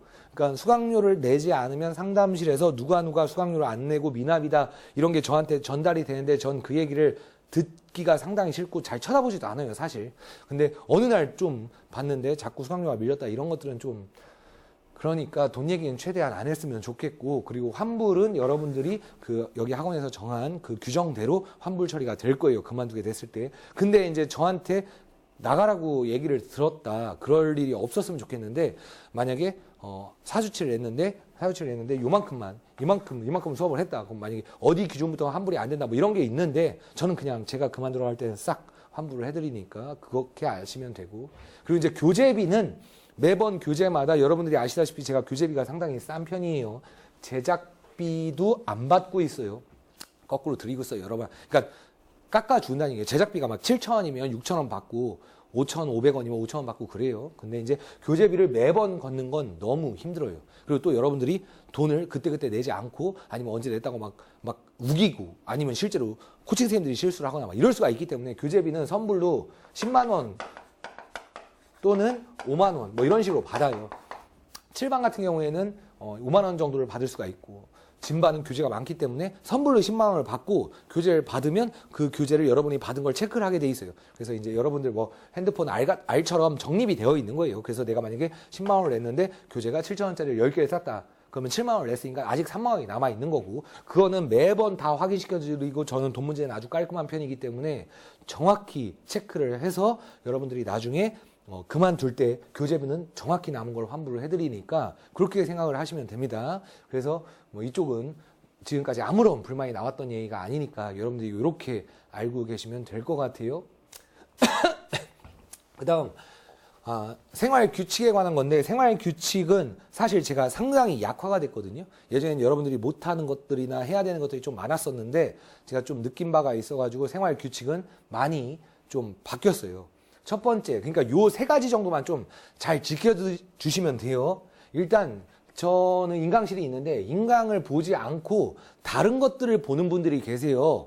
그쵸? 유튜브에 올리니까 이제 뭐 유튜브에서 옆에서 뭐 그냥 뭐 미스테리 어쩌고 아니면 뭐 여러분들이 좋아하는 BJ를 보거나 아니면 뭐 음악을 듣거나 뭐 이런 이상한 행동들을 하시는데 일단은 인강실에서 뭐만 가능하냐면 진정호 선생님 인강, 그 다음 EBS, 그 다음 및 학원 인강. 그쵸? 학원 인강은 뭐예요? 다른 학원 인강이나 뭐 메가스터디나 이투스나 뭐 그런데 대성이나 뭐 이런데 그런 인강만 돼. 아시겠죠? 근데 여기서 또 뭐가 안 되냐면 공부가 아닌 강좌는 안 돼요. 노래, 뭐 춤, 뭐 이런 거 강좌를 부는 건 다 안 돼. 그러니까 이거만 돼요. 이거만. 그리고 뭐가 안 되냐면 수행평가를 하시면 안 돼요. 수행평가는 집에 가서 하시거나 PC방 가서 하셔. 왜냐면 인강실에서 자기 수행평가를 한참 하면 다른 학생이 인강을 보려고 하는데 못 보는 거예요. 그러니까 수행평가는 집에 가서 하시면 돼. 그리고 수행평가 한다고 여러분이 네이버나 다이어문이나 뭐 찾고 있어. 그럼 여러분이 딴 걸 보는지 수행평가를 하는지 알 게 뭐예요. 남들이 어떻게 알아. 그러니까 이거만 돼요. 이거만. 그런데 이것만 하라고 해도 여러분은 말을 안 들어. 그렇기 때문에 어떻게 되는 거냐면 여러분들이 이거 외에 다른 걸 하다가 걸리잖아요, 저한테. 그러면 인강실 컴퓨터 한 대를 사놔야 돼요. 그러니까 인강실 본체하고 모니터하고 마우스하고 키보드하고 한 세트를 사놔야 돼. 그러니까 말을 듣지 않아서 벌금으로 내신다고 보면 돼요. 거기에다가 이름 새겨놓을 거예요. 그래서 여러분들이 기증해 주셔서 제가 감사히 쓰겠습니다. 그렇게 해놓을 거거든요. 영원히 그렇게 해놓게. 그러니까 그건 여러분이 이제 걸리면 그거 기증을 하시는 거. 그럼 컴퓨터가 한 대씩 더 늘어나겠지. 그럼 인강실 자리가 더 늘어나고 모두 다 도움이 되겠죠. 그러니까 딴 거 보다가 걸리면 인강실 컴퓨터 한 대 맞춰놓는 거예요. 그러니까 제가 지금까지 여러 번 해봤는데 말을 안 들어. 여러분이 말을 안 들어요. 그리고 내가 이따가 나가면 그때 또 딴 거 키고. 그러면 그때 옆에서 보고서는 알아서 저한테 문자로 이르시던가 그건 마음대로 하세요. 그럼 제가 가서 그렇게 이렇게 모르는 척해서 이렇게 봐가지고 걸리면 그냥 타협 없이 다른 거 보다가 걸리면 여러분들 뭐 컴퓨터 밑에다가 여기다가 이렇게 창 같은 거 이렇게 바둑판식으로 배열해가지고 딴 걸 보고 있고 뭐 이런 걸 다 알고 있는데 그리고 여러분들이 가고 나면 컴퓨터 잘하는 학생한테 해가면 여러분이 어떤 사이트 들어가는지 전 다 알아요. 뭐 그냥 뭐 이상한 안 좋은 사이트를 다 들어가 있지. 상당히 폭력적이거나 뭐 선정적이거나 막 이런 데 들어가죠. 왜냐면 그게 재밌으니까. 뭐 그건 알겠는데 이제는 안 돼. 자, 그러니까 진정호 선생님 거 인강, EBS, 다른 거 학원 인강, 공부하는 것만 딱 보고 날씨나 뭐 이런 걸 검색하지 마. 네이버를 열지 마요. 그리고 어디 메일을 보내지 마. 뭐 학원 선생님한테 메일을 보내야 돼. 하지 마. PC방 가서 하세요. 여기서는 안 돼. 아주 극단적인 아주 중요한 시기에는 허락을 하는데 그때는 코칭 선생님이 옆에 있거나 내가 옆에 있을 거예요. 그때 외에는 핑계를 대지 마. 그리고 컴퓨터 또는 이게 60만 원 정도 하거든요. 50에서 60만 원 정도 해. 그럼 이거 내기가 싫지. 그런데 컴퓨터 인강실에서 딴 거 보다가 걸렸어. 그러면 내기 싫으면 이제 그만 들어야죠. 그러니까 약속을 딱 지켜주세요. 그리고 또는 그만큼 가격의 인강용 분필을 주셔도 돼요. 그러니까 분필로 하면 제가 또 그 분필로 열심히 강의를 할 테니까 자, 여기는 제가 자꾸 얘기를 했지만 해결이 안 되기 때문에 이렇게 말하도록 할게요. 그 다음 자리에 대한 매너는 그냥 좀 매너를 지켜주세요. 그러니까 컴퓨터 앞에다가 지책을 놓고 화장실을 잠깐 갔다 오고 다시 앉는 건 괜찮은데 그 책을 놓고 1시간 있다가 오면 또 자리 없다고. 제가 가장 답답할 때 제가 이제 수업 끝나고 나갔는데 애가 저희 인강실 자리 없어요. 그럼 뭐 어떻게 그 가보면 다 책만 놓여 있고 그렇잖아요. 그러니까 그건 매너를 좀 지켜주세요. 그러니까 열심히 공부를 하시려면 자리를 차지하고 있고 또 그런 게 있어. 제가 핸드폰 보는 건 자유를 줬어요. 그랬더니 인강실에서 핸드폰을 보고 너 왜 그래? 그때 선생님이 핸드폰 봐도 된다고 했잖아요. 그건 맞아. 그럼 그건 복도에 나가서 해요. 왜 인강실에 앉아서 핸드폰 막 보고 막 이러는데. 그건 밖에 나가서 하시면 되잖아요. 그리고 핸드폰 인강실에서 보는데 왜 막 핸드폰 통화하고 그러는데. 그러니까 그런 매너는 그냥 알아서 지키세요. 자, 그리고 이제 마지막. 그러니까 3가지야. 인강실에서 인강만파. 기본 매너는 지켜. 그리고 이제 이거 뭐냐? 이거 쓰레기죠. 쓰레기 버리는 거. 이거는 뭐 작년에도 그렇게 했었는데 걸리면 100배 사오는 거예요. 그러니까 이게 뭔 소리냐면 껌종이 하나 버리면 껌을 100통 사오시면 돼. 그래서 실제로 지금 학생들 중에 껌을 사와서 그걸 애들이 다 같이 잠 깨는데 도움이 되고 음료수 걸리면 100개 사와서 이제 다 같이 마시고 이럴 거야. 그러니까 버리지 마요. 그냥 버리지 말라고 해도 님들은 버리니까 그냥 할게 이렇게. 왜 버리는데? 왜 피해를 주세요? 그러니까 껌을 버리면 껌을 100개 사오고 음료수 캔 버리면 100개 사오고 뭐 초콜릿 껍데기 하면 그 초콜릿 100개 사오시면 돼. 그러니까 저는 여러 번 좋게 얘기했지만 이제 여러분이 안 들으시니까 뭐 어떻게 할 수가 없어요. 그러니까 자, 요거는 좀 지켜주시면 돼요. 그리고 이제 저한테 너무 그 고자질은 이거는 좀 하지 마세요. 그러니까 그냥 제 저기다가 뭐 이거 음료수 버렸어요. 이렇게 이거는 좀 하지 마세요. 그러니까 전 여러분한테 이렇게 하라는 건 아니야. 그러니까 매너를 지키라는 거고 제가 딱 봤을 때 걸리면 그렇게 되는 거니까 뭐 해도 되는데 이걸 막 고자질 계속하고 그러지 마요. 자, 그 다음에 이제 질문 처리를 해야 될 것 같아요. 여러분들이 저한테 묻는 것, 학부모님들이 묻는 건 거의 다 정해져 있어요. 똑같은 얘기를 계속 물으시기 때문에 질문이 11개 정도가 있거든요. 그러니까 이거에 대해서 일단 제가 질문 답변을 일일이 해드릴게요. 그리고 그걸 보고 또 다른 질문이 있을 때만 해주세요. 그 후에 답변은 저는 항상 똑같을 거기 때문에. 자, 이제 공부가 잘 안 되는데 어떻게 하냐? 선행해야 되는 거 아니냐? 모의고사 어떻게 해야 되냐? 숙제가 너무 많다. 그리고 이제 암기가 안 되는데 암기 말고 이해 위주로 공부하면 안 되냐? 심화 문제는 어느 정도 풀어야 되냐? 그 다음에 저희 아이는 실수를 많이 하는 편인데 어떻게 해야 됩니까? 그리고 수학 문제 풀 때 풀이노트를 따로 만들어서 차근차근 푸는 게 좋은 것 같은데 이거 어떻게 해야 되나요? 아니면 뭐 답지를 어느 시점에 봐야 됩니까? 학교에서 야자하는 게 좋아요? 안 좋아요? 아니면 이제 학부모님께서는 상담을 어떻게 잘 해주시나요? 이것들을 묻거든요. 그러니까 이게 아닌 질문을 다음에 따로 물으시면 그건 답변을 해드릴게요. 첫 번째. 정말 공부가 잘 안 되는데 가장 효율적인 방법이 무엇인가요? 이거는 공부를 안 하게 되는 것을 제거. 이거예요. 그러니까 공부를 자기가 하기 싫어하는 것, 안 하게 하는 것, 그거를 제거하는 게 가장 효율적인 방법이에요. 그건 8가지가 있어요. 그 8가지가 있거든요. 그러니까 제가 수업 시간에도 많이 얘기했는데 공부가 잘 안 되는 이유는 여러분이 다른 걸 하고 싶어서 그래요. 집중력이 약한 건 다른 걸 하고 싶어서 집중력이 약해지는 거거든요. 그러니까 그 다른 것들을 삭제하는 거예요. 그게 이거예요. 첫 번째는 뭐냐면 외모 관심. 그러니까 패션에 관심이 많아요. 아니면 유행에 되게 민감하죠. 그리고 화장하는 게 좋고 거울을 자주 보게 돼요. 여학생들은 많이 그러죠. 남학생들도 뭐 화장실 가면 막 맨날 이러고 있고. 그러면 일단 공부를 못하게 돼. 자, 그 다음에 여친, 남친. 이거는 이제 이게 최상이거든요. 이게 최상 난이도예요. 이거는 이제 답이 없어요.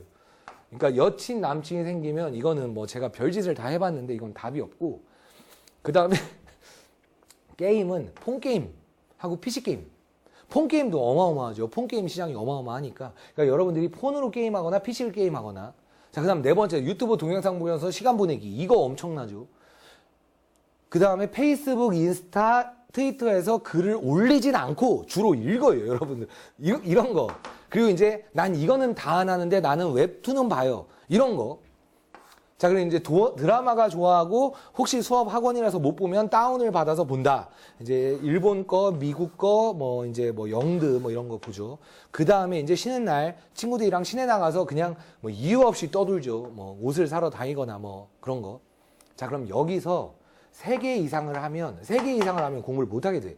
그러니까 여기서 제가 저는 그러니까 정말 많은 노력들을 해봤는데 제가 관찰한 결과 이 중에 3개 이상이 되면 성적이 좋지 않아요. 그리고 3개 이상을 하는데도 성적이 아주 좋은 애는 극히 드물어. 그리고 여러분들이 그런 생각을 할 수가 있어. 나는 여친 남친 없고 외모 관심 없고 아까 말한 것처럼 게임도 안 하고 유튜브도 안 보고 페이스북도 안 하는데 웹툰만 딸랑하고 이거 안 하고 이거 안 하고 이거 다 안 해. 나 이거만 해. 그럼 아시다시피 여러분들 아시죠? 여러분들이 보는 웹툰이 뭐 순정 만화 이런 거 봅니까? 아니면 뭐 위인을 다루는 웹툰을 보나? 그러니까 누굴 때려서 죽이거나 폭력적이거나 아니면 아주 야하거나 아니면 막 이상한 엽기적이거나 뭐 이상한 것만 보잖아. 그러니까 당연히 그냥 그러니까 재밌죠. 그러니까 중독성이 있어. 그러니까 나한테 그 얘기예요. 쭉 내가 예전에 상담하면서 쭉 얘기하다 보면 안 한대 하다가 이것만 한대. 아니면 자기는 다 안 하는데 뭐 드라마만 본대. 그러면 어차피 똑같아요. 다 똑같아. 근데 이제 여기 최상 난이도 이건 뭐냐면 이건 이제 답이 없어요. 그러니까 일단 찾기도 힘들고 한번 빠지면 이제 공부를 아예 안 하시니까 자, 그러면 이것들을 제거하는 게 공부를 하는 최고 효율적인 방법이에요. 그러면 이거를 다 안 하면 알아서 공부가 잘 되는 자기 자신을 발견할 수가 있어. 그런데 만약에 그걸 다 안 했는데도 이거 다 아는데도 공부를 안 해. 그럼 그때 다시 저한테 물어보세요. 두 번째, 선행학습이 필요한가? 여러분들이 아까 제가 말씀드렸듯이 이제 제 교재 중에 7글자의 비밀이 있어요. 이거에 대해서 제가 설명을 드릴게요. 한때는 저에게 수업을 들어서 서울대를 가고 연대 고대를 가고 좋은 학생들, 이제 좋은 대학을 가는 학생들이 많이 있어서 그 아이들이 대부분 선행을 했어요. 그래서 진정호한테 가면 선행 잘해주고 인강도 있고 잘 가르친다 해가지고 학부모님들이 와가지고 선행을 했을 때 제가 엄청나게 선행을 많이 하라고 해서 정규 수업도 듣고 선행도 막 듣고 막 이랬었어요. 근데 원래 잘하는 학생이 있고 근데 걔가 선행을 했어. 근데 그 선행을 한 거를 이제 따라온 아이들이 있죠. 근데 그 아이들은 실제로 선행을 할 수 없는데 저는 상담을 해서 선행을 하게끔 만들었고 그 상담을 아주 잘했어요. 그러니까 여러분들을 선행으로 이끌어주는 것은 전 너무나 잘할 자신이 있어요. 그리고 그 선행을 아주 많이 했던 사람이고. 근데 그 결과 어떻게 됐냐면 따라한 애들이 엄청나게 폭망을 했어요. 그래서 제가 그때 많이 자책을 했어요. 학원을 떠나려고 했고 술도 많이 마셨고 정말 많이 미안했고 막 이랬거든요. 그러니까 어떤 학생들을 이렇게 몰아놓고 그냥 막 다 같이 이렇게 절벽으로 밀어 떨어뜨린 것 같았고 아니면 이제 저 혼자 막 많은 생각을 했죠. 그러니까 선행을 하면 여러분이 돈을 더 내잖아요. 그 수업을 선행을 하면서. 그러면 저는 진정하고 원장도 했었으니까 일단 수입도 더 늘어났고 더 좋았어요. 그리고 선행을 했다고 해서 저한테 학교 시험을 못 받다고 해서 저를 탓하진 않거든요. 그거 네가 안 한 거지. 이런 식으로 얘기했으니까. 그러니까 할 수 없는 애를 선행을 하게 했다는 얘기예요. 그리고 실제로 선행을 해서 잘하는 애는 잘하는데 그거를 이제 광고로 썼던 시절이 있었어요. 그래서 진짜 많이 후회를 하다가 학원을 그만두고 떠날래다가 다시 제가 좀 다짐을 하는 게 있어요. 그게 뭐냐면 네가 애들을 그렇게 만들어 놨으니까 이제는 네가 가진 능력을 회개하는 마음으로 진짜 애들을 위한 교재를 만들어. 그렇게 해서 만든 게 7글자의 비밀이에요. 그러니까 못하는 애를 제대로 된 유형을 최대한 쉽게 알아낼 수 있게끔 유형 제목을 뭐 예를 들어서 세점 넓이 사선식, 세점의 좌표가 주어지면 넓이는 사선식으로 구해라. 아니면 오른쪽 0 만든다. 식에서 오른쪽을 0을 만든 후에 이제 근으로 몰고 가는 거. 그런 것들을 만들어서 애들 귀에 박히게 해서 그게 유치하든 멋있든 간에 그거를 조금이라도 효율을 높여서 진짜 애들을 위한 유형서를 만들어 보자라고 제가 다짐을 했어요. 그래서 그때부터 제가 애들한테 되게 미안한 마음을 가지면서 7글자의 비밀을 만들게 됐고 실제로 이 일비를 만들 때 제가 듣는 음악이 있었어요. 제가 좀 그런 성향이 있어가지고 그러니까 좀 많이 후회도 하고 마시면서 뭐 맥주 마시면서 교재 만들다가 제목 만들다가 뭐 쳐 울기도 하고 막 이랬어요. 그러니까 이 교재가 제 커리큘럼 상에 있는 한, 7글자의 비밀이라는 교재가 있는 한, 전 여러분한테 선행을 절대 강요하지 않을 거예요. 그리고 그거에 대한 좀 더 자세한 설명을 드리도록 할게요. 일단 기억의 망각 곡선은 알고 계시죠? 여러분은 어차피 잊어버려요. 그러니까 여러분이 IQ가 200이 아니고 150이 아니죠? 그러니까 어차피 시간이 지나면 잊어버려요. 그러니까 하루 지나면 쭉 떨어지고, 3일 지나면 뚝 떨어지고, 일주일 지나면 뚝 떨어지고. 그러니까 기억의 망각 곡선이 존재하기 때문에 선행은 비효율적이에요. 대충 한번 보면 나중에 편하다는데 과연 사실인가? 안 편해요. 왜냐면 대충 한번 보면 그게 잊어버리기 때문에, 예를 들어서 대충 한번 이만큼을 봤어요. 그럼 기억에 이만큼 남아. 그렇기 때문에 이거를 나중에 하는 시간은 1시간만 하면 되는데 이만큼을 공부하려면 5시간을 해야 돼요. 그럼 그 시간에 여러분들은 현재 해야 될 걸 못해. 그러니까 대충 한번 보는 건 기억에 남긴 남는데 효율이 없어요. 시간 낭비야. 기본만 선행한다. 그 얘기예요. 여러분들 대충 나한테 선행하면 개념하고 일비하고 바이블하고 센하고 다 해야 돼. 그러면 선행을 할 거예요. 근데 기본만 선행을 하면 기억에 안 남아요. 그냥 기억 저편에 있어. 어딘가에서 들어본 것 같아. 막 이렇게 남아요. 그럼 그건 여러분한테 전혀 도움이 안 된다니까. 1시간만 집중해서 할 수 있는 양을 선행을 할 때 5시간을 해야 된다니까요. 그 짓을 왜 하는데? 그 다음 두 번째, 선행으로 배우는 내용을 심화까지 다 기억할 수 있는 능력이 있는가? 여러분이 이 능력이 있는지를 생각해야 돼요. 그러니까 선행을 할 때는 최소한 개념서, 7글자의 비밀, 유형서, 그리고 바이블하고 센, 아니면 뭐 정석의 연습 문제까지 동그란 거 중요한 것만 푸는 게 아니라 다 풀고, 그리고 내신 기출까지 선행을 해야 돼. 그렇지 않으면 선행이 의미가 없어. 그럼 그걸 할 수 있는 능력이 있는지를 판단하셔야 돼요. 그 다음, 현재 내신이 수학이 1등급이니까 현재가 2등급이면 수학 선행을 하지 마. 난 예전에 그런 얘기를 해봤어요. 2등급이지만 네가 지금 현재 내신만 호흡하는 게 1등급을 만들어주는 게 아니고, 넌 수학 내신이 2등급을 맞아도 선행을 하면 나중에 1등급을 맞을 가능성이 더 높아져. 그게 완전 미친 개소리죠, 그게. 내가 그렇게 얘기를 한 적이 있다니까. 그리고 지금부터 선행을 하면 나중에 수능 볼 때 도움이 돼. 도움이 안 돼요. 도움이 안 된다니까. 그러니까 현재가 1등급이면 선행을 해도 되는데 현재가 1등급이 아니면 선행을 하면 안 돼. 그리고 현재 수학이 1등급인데 다른 과목도 1등급인가? 그것도 중요해요. 그러니까 수학이 1등급인데 국어, 영어, 과학은 2, 3, 2 이런데 수학을 선행을 해? 그럼 이건 왜 어떻게 할 건데? 그러니까 수학으로 대학을 가는 게 아니잖아요. 지금 내가 좀 목소리가 커지고 있는데 사실은 좀 그런 게 상당히 중요한 부분이라서 그래요. 그리고 이거 뭐예요, 이거? 맞잖아. 솔직히 맞잖아. 여러분이 나 어디까지 봤다. 솔직히 좀 그렇게 해보고 싶지 않아요? 간지나고 막 이런 거?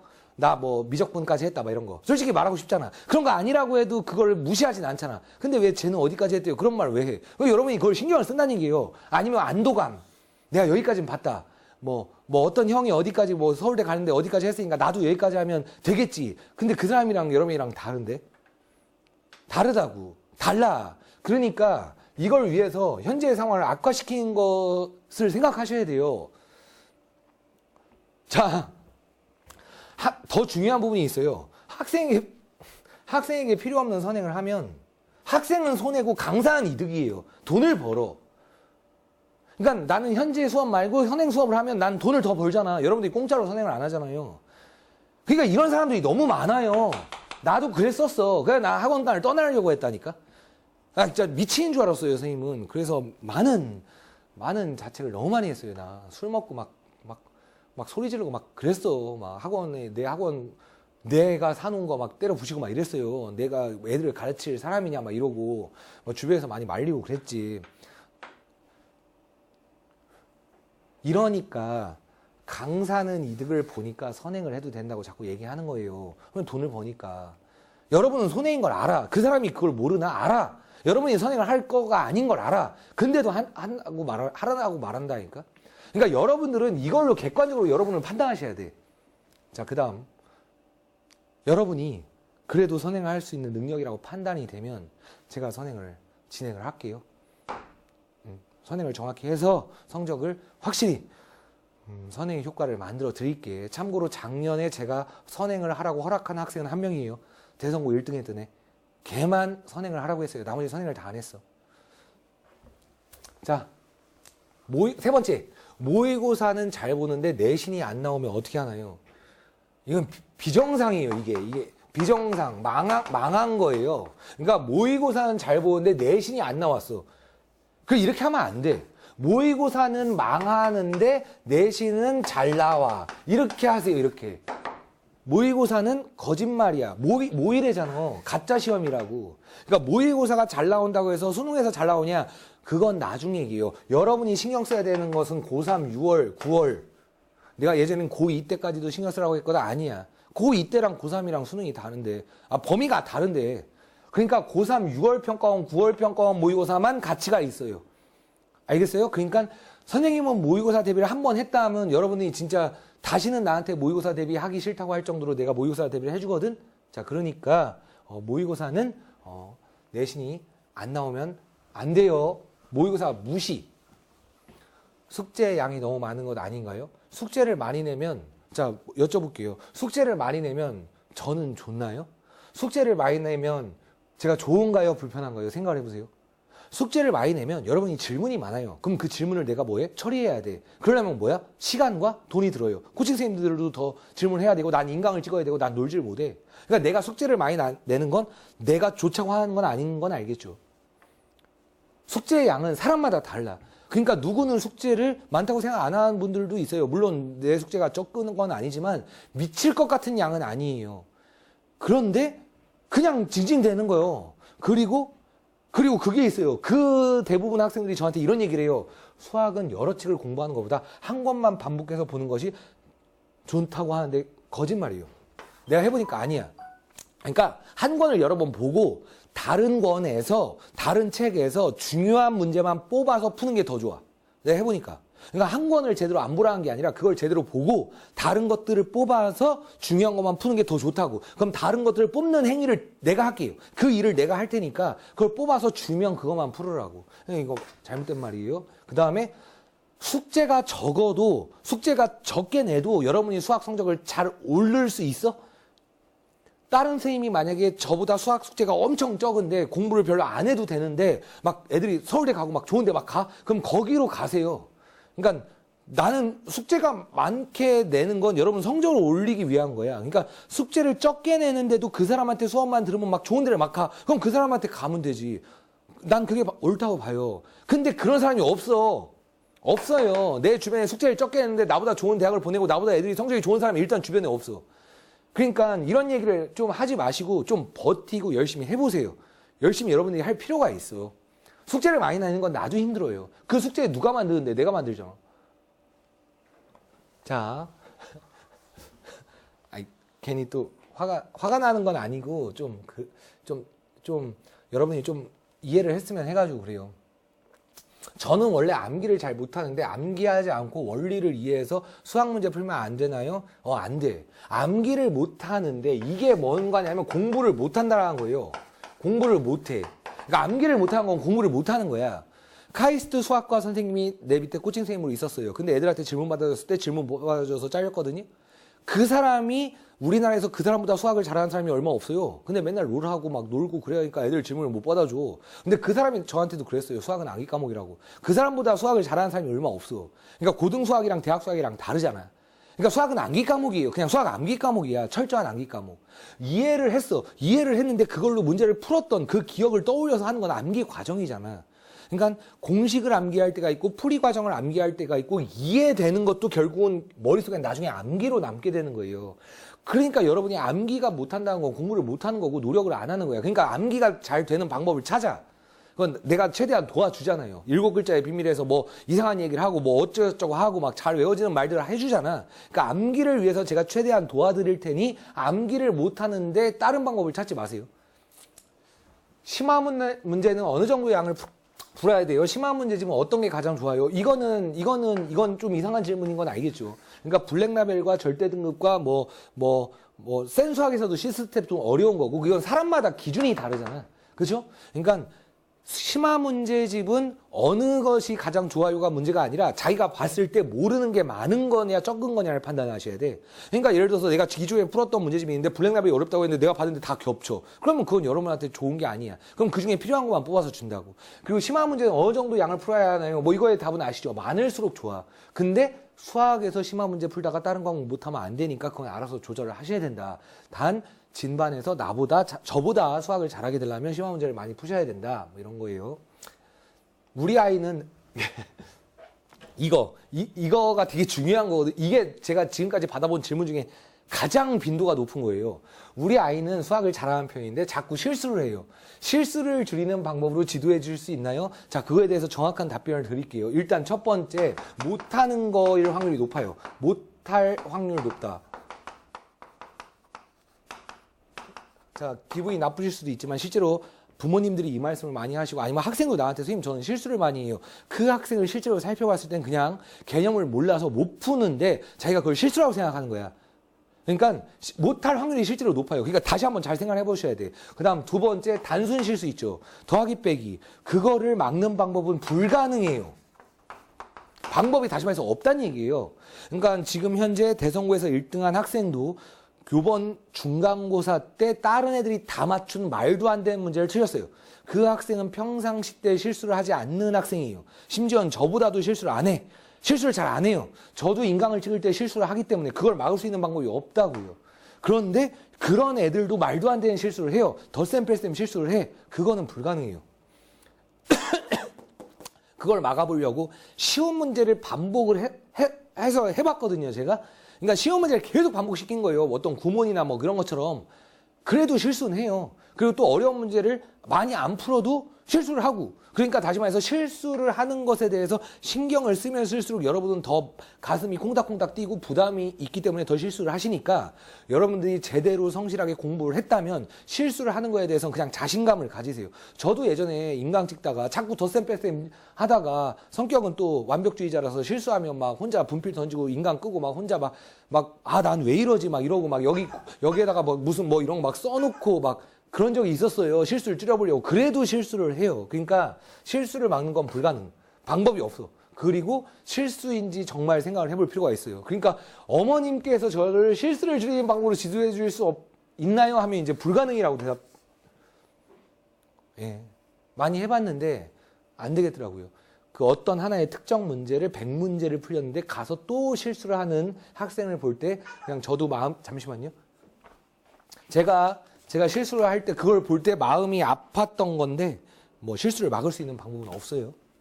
자, 그 다음에 수학 문제를 풀 때 프리노트를 만들어서 차근차근 따로 푸는 것이 좋지 않은가요?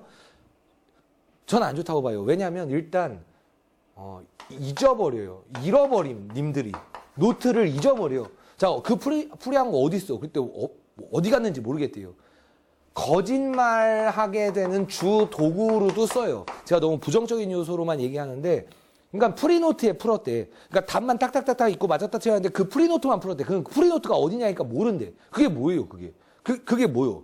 그런데 차근차근 나는 할 수 있다. 그래도 그런 학생이 제가 지금까지 경험상으로는 요번에 15년 차 강의를 하고 있는데 그런 학생이 거의 기억에 뽑을 정도로 거의 없어요. 그러니까 고1 때만 하다가 고2 때부터는 안 그러고 아니면 한 2달 정도만 열심히 쓰다가 그다음부터는 안 하고. 자, 제 학생 중에 서울대 정치외교를 간 외고 출신의 개승현이라는 학생이 있어요. 제가 아주 사랑스러워하는 제자인데 이 학생은 서울대 정치외교를 가면서 선행을 1도 하지 않았고 프리노트를 엄청 꼼꼼히 했어요. 1학년 때부터 3학년 끝까지.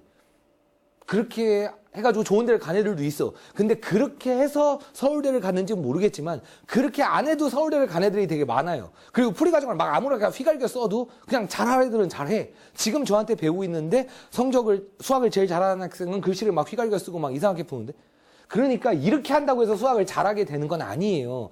근데 이제 깔끔하게 쓰면 왠지 뭔가 한 것처럼 느껴지고 부모님이 보기도 좋고 하니까 부모님들이 이렇게 교육을 시키는 건 전 말리진 않겠지만 일단 저는 그걸 강제로 시키진 않아요. 단 뒤에다가 워크북을 놓고, 그러니까 프리노트를 하는 것 중에 여러분들이 그게 있어요. 다음에 문제집을 사지 않고 다시 푼다고. 그냥 난 뒤에다가 워크북을 붙여놓게. 그러니까 여러분들이 다시 살 필요가 없어. 똑같은 문제를 워크북으로 붙여놓을 테니까 프리는 그냥 교재에다 쓰고 그 프리를 같이 간직하고 있고 뒤에 워크북으로 다시 풀면 돼. 그리고 난 워크북에다 다시 푸는 거 말고 쓰면서 다시 풀고 싶어요. 그럼 교재를 그냥 다시 새 걸 줄게. 한 번 산 사람은 다시 풀려면 줄 테니까 이거로 인해서 에너지 소모를 하는 걸 좀. 그 다음, 답지를 어느 시점에 봐야 하나요? 이거는 수업 시간에도 여러 번 말씀을 드렸어요. 한 문제 풀고 답지 보고 한 문제 풀고 답지 보면 영원히 여러분은 수학을 잘할 수 없어. 다 풀고 확인. 한 문제 풀고 답지 보고 한 문제 풀고 답지 보고 수학을 잘할 수 없다 했어요.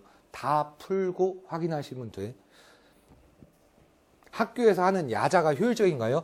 야자 빼면 담임선생님이 생기부에 안 좋게 써주시는데 야자를 해야 되나요? 그거는 이제 사실 수학 선생님한테 물어야 될 질문인지는 모르겠지만 학생들이 많은 그런 질문을 해요. 자, 여러분들 아시다시피 서울, 부산, 대도시는 야자가 없거나 진짜 원하는 사람만 해요. 아시겠죠? 그리고 나머지들은 다 4, 5시에 끝나서 다 학원으로 가요. 고등부 학원을. 그러니까 지금 우리가 속해 있는 대전만 야자를 하고 있는 거야. 근데 학교에서 정말 야자를 정말 체계적으로 지도를 하냐? 그렇지 않은 학교들이 많다고 봐요. 그리고 여러분이 생각을 해보세요. 그냥 야자라는 건 야간 자율학습인데 그걸 안 하면 생기부에 안 좋게 써주신다는 담임 선생님이 정상인가 한번 생각을 해보세요. 그러니까 자율이잖아. 자율인데 그걸 안 하면 너에게 손해를 주겠다라고 말하는 선생님이 왜 그런 것인가? 제가 아주 존경하는 외삼촌이 학교 선생님인데 제가 여쭤봤어요. 야자를 하면 그에 따른 수당이 선생님한테 나갑니까? 나간대. 그럼 그게 선생님들한테 중요합니까? 안 중요하진 않아. 라고 했어요. 무조건 나쁘게 얘기하는 건 아니에요. 근데 도대체 왜 야자를 무조건 하라고 하는지는 난 모르겠어요. 야자를 할 때 애가 진짜 공부를 하게끔 애들을 분위기를 조성을 해줄 것도 아니면서 애들 떠드는 거 냅두면서 방관하면서 왜 야자를 해야 하고 그걸 빼면 왜 이렇게 한다는 건지 모르겠어요. 그걸 제대로 선생님한테 설명하라고 하시고 근데 담임선생님이 그냥 예의가 안 통해. 예의가 안 통하면 그냥 개기지 마세요. 그냥 여러분들이 운인 거지 뭐 그런 담임을 만난 건. 학부모님 상담은 언제 할 수 있나요? 학생들의 과제나 현재 공부 상황을 자주 꼼꼼하게 연락해 주시나요? 라고 어머님들이 물어보시는데 제가 작년까지는 꼼꼼하게 연락을 드렸고 학부모님들이 이제 저한테 전화하셔서 우리 애가 예전에 어땠으며 어릴 때 어땠으며까지 얘기도 다 들어드렸고 최대한 어머님한테 이렇게 상담을 해드렸는데 저는 올해부터는 학부모님 상담은 많이 줄일 거예요. 학교 시험 끝나고 나서 이 애가 어떻게 맞았다 그걸 정확히 알려드리긴 할 것이지만 그 외에 상담은 하지 않도록 하겠습니다. 왜냐하면 첫 번째는 여러분들도 아시겠지만 우리 아들, 딸 제가 아직 결혼을 안 해서 제가 이걸 모르는데 그러니까 어머님들은 제가 사실을 말해드려도 기분이 나쁘고 사실을 말을 안 해드려도 또 기분이 나빠할 때가 있고 그래요. 그러니까 어머님들께서 제가 얘기를 해봤을 때 계속 어머님한테 상담을 하면 할수록 제가 손해를 보는 느낌. 그러니까 사실을 전달을 못 하겠어요.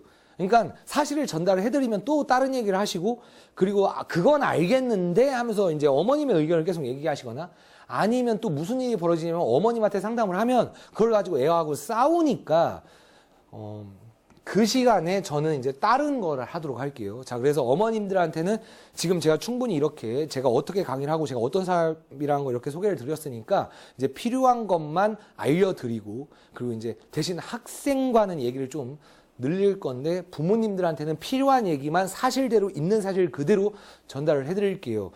저를 놓고 학부모님과 상담을 많이 해서 학생이 늘었다고 말하는 걸 제가 들은 적이 있는데 그건 오해예요. 전 학부모님들과 있는 사실만 얘기를 했을 뿐 항상 상담을 많이 해서 소개를 시켜주신 적은 없고 애가 성적이 올라서 소개를 했고 애가 성적이 안 나왔을 때는 저한테는 우리 애를 선생님한테 고3까지 맡길게요. 제가 약속을 드릴게요 했는데 성적 안 나오면 그만두신 어머님들도 많으세요. 그러니까 저는 이제 상담을 좀 줄이도록 하겠습니다. 자, 그래서 11가지 질문을 다 했는데 그거 이외에 질문은 직접 또는 문자로 저에게 주시면 제가 정성스럽게 답변을 해드리도록 하겠습니다. 자, 그 다음에 제가 이제 마지막 마치는 부분인데 2017년도 11월 26일부터 올해 1월 16일까지의 저에 대해서 간단히 말씀을 드리도록 할게요. 일단 제가 공부를 하기 싫어하는 학생을 위해서 제가 많이 해봤어요. 많은 것들을 해봤는데 학생들은 저를 싫어하죠. 제가 이제 공부를 하게 하려고 하니까. 그러니까 학생은 공부를 하지 않으려는 자, 전 공부를 하려는 자, 이제 서로 부줄다리기를 하는 상황이에요. 그래서 그냥 제가 대부분 지죠. 결국은 학생이 이겨요. 그러니까 어머님들, 지금 이걸 듣는 학생은 결국 내가 이기는구나 이렇게 생각할지 모르지만 공부를 안 하려는 니들이 이기면 이제 니들이 이제 성적이 안 좋게 나쁜 대학을 가는 거지. 제가 뭘 해봤냐면 일단 417일 연속 출근을 했어요. 출근을 해서 이 애에 대해서 분석도 하고 상담도 해보고 인강도 찍고 숙제도 만들고 열심히 강의를 해봤어요. 그냥 시간을 모든 걸 투자를 해봤어요. 그러니까 추석 때, 설날 때 그냥 뭐 내가 기분이 좋든 나쁘든 슬프든 그냥 했어요. 계속 417일 동안 연속 출근을 해봤거든요. 저희 아버님이 돌아가서 멈췄어요. 전 그냥 계속 해봤어요. 그리고 돈을 그냥 쏟아 부어봤어요. 그러니까 사람은 돈을 벌어야 되고 직업이 이제 돈을 벌어야 되는데 작년에 제가 11월 26일부터 연속 출근을 하기 전에 저는 학생들을 많이 힘들게 빡세게 할 것이니까 그 학생들이 저를 선택을 하지 않을 확률이 높고 그러다 보면 학생이 없어도 코칭 선생님들은 제가 좀 많이 무섭게 대하고 힘들게 하기 때문에 그 사람들한테는 월급을 줘야 돼서 그걸 생각을 해서 제가 대출을 받아놨어요. 그 대출은 아직도 갚지 못했고 실제로 학생이 적어서 한 달 수입이 130이었는데 코칭비가 250이 나가서 마이너스 120을 찍고 막 이렇게 지내봤거든요. 그러니까 그냥 제가 돈을 애들한테 주면서 이제 가르쳐 봤거든요. 그냥 애들을 위해서 모든 걸 해본 거예요. 그 다음에 뭘 해봤냐면 진심을 다해봤어요. 제가 존경하는 은사님이 두 분이 계신데 이분들이 저에게 영향을 끼쳤던 그 마인드를 가지고 정말 제가 진심을 다해서 해봤거든요. 이분은 엄청 무서운 분이었어요. 저를 많이 때리기도 하고 실제로 아주 무섭게 하고 욕도 하고 그랬었어요. 근데 나중에는 저에게 그런 얘기를 하셨었죠. 실제로 제가 현재 기준 여러분들이 아시는 그 영재고를 제가 지원했다가 떨어진 적이 있었는데 빠른 시간 안에 거기를 합격시키기 위해서 저를 일단은 무섭게 하는 것이 그리고 그때 당시에는 전 상당히 말을 안 듣기 때문에 그러니까 그렇게 무서웠던 은사님이 계세요. 그리고 이제 이분은 제가 이제 천안 북일고 출신인데 거기에서 이제 3년 동안 저한테 수학을 가르쳤던 저의 은사님인데 지금은 돌아가셨어요. 그리고 수업을 할 때 과로로 돌아가신 분이세요. 천사 같은 분이셨죠. 그러니까 이 두 분의 영향을 받아서 제가 애들한테는 엄청나게 무섭게 할 때도 있었지만 또 엄청나게 부드럽게 해본 적도 있으면서 그리고 실제로 애들이 시험을 못 봤을 때 여러분들의 그 시험지를 보면서 제가 많이 울기도 했고 그리고 실제로 애들이 힘들어했을 때 저에게 상담을 하고 가서 걔한테 막 뭐라고 하고 나서 그 다음에도 많이 힘들어했어요. 그러니까 제가 진심을 한번 쏟아봤어요. 정말. 그래서 시간과 돈과 마음을 제가 공부를 안 하려는 학생한테 많이 해봤거든요. 근데 이제 거기서 제가 내린 결론이 있어요. 결론이 뭐냐면 이렇게 해봤더니 결국은 그 학생을 제가 원하는 대로 바꿀 수가 없었어요. 해볼 만큼 해봤는데 그러니까 너 진짜 그 애를 위해서 네가 그 기간 동안 진짜 열심히 해봤어? 라고 했을 때 시간을 투자했고 돈도 투자를 했고 그리고 진심을 해봤는데 학생이 공부를 안 하려는 학생은 막을 수가 없었어요. 그리고 가끔씩 충격적인 걸 제가 느낄 때는 뭐냐면 제가 이런 것들을 열심히 하는 걸 학생들이 알지만 전혀 신경을 쓰지 않고 그건 선생님이 한 거고 난 관심이 없고 난 공부하기 싫어요. 이런 학생들이 있었거든요. 때로는 그가 사이코패스인가 이런 생각을 할 때도 있었어요. 제가 지금 제정신인가? 이렇게 공부를 시켜보는데도 이래도 안 해? 라고 생각을 할 때가 있었지만 그게 현실이더라고요. 그래서 올해부터는 이제 공부를 안 하려는 학생을 하려고 하는 게 아니고 제가 이제 해볼 만큼 해봤으니까 공부를 하려는 학생, 그 학생에게 제가 줄 수 있는 능력을 집중을 할 거예요. 물론 공부를 하지 않으려는 학생을 제가 돌보고 뭐라고 하고 하겠지만서도 이제 포커스가 공부를 하려는 학생 쪽으로 좀 더 바뀐다. 그렇게 알고 계시면 될 것 같아요. 자, 지금 현재 자, 일단 이 이야기를 하고 이제 이야기를 마칠까 하는데, 일단 저는 현재 저와 함께 일하실 분들이 필요해요.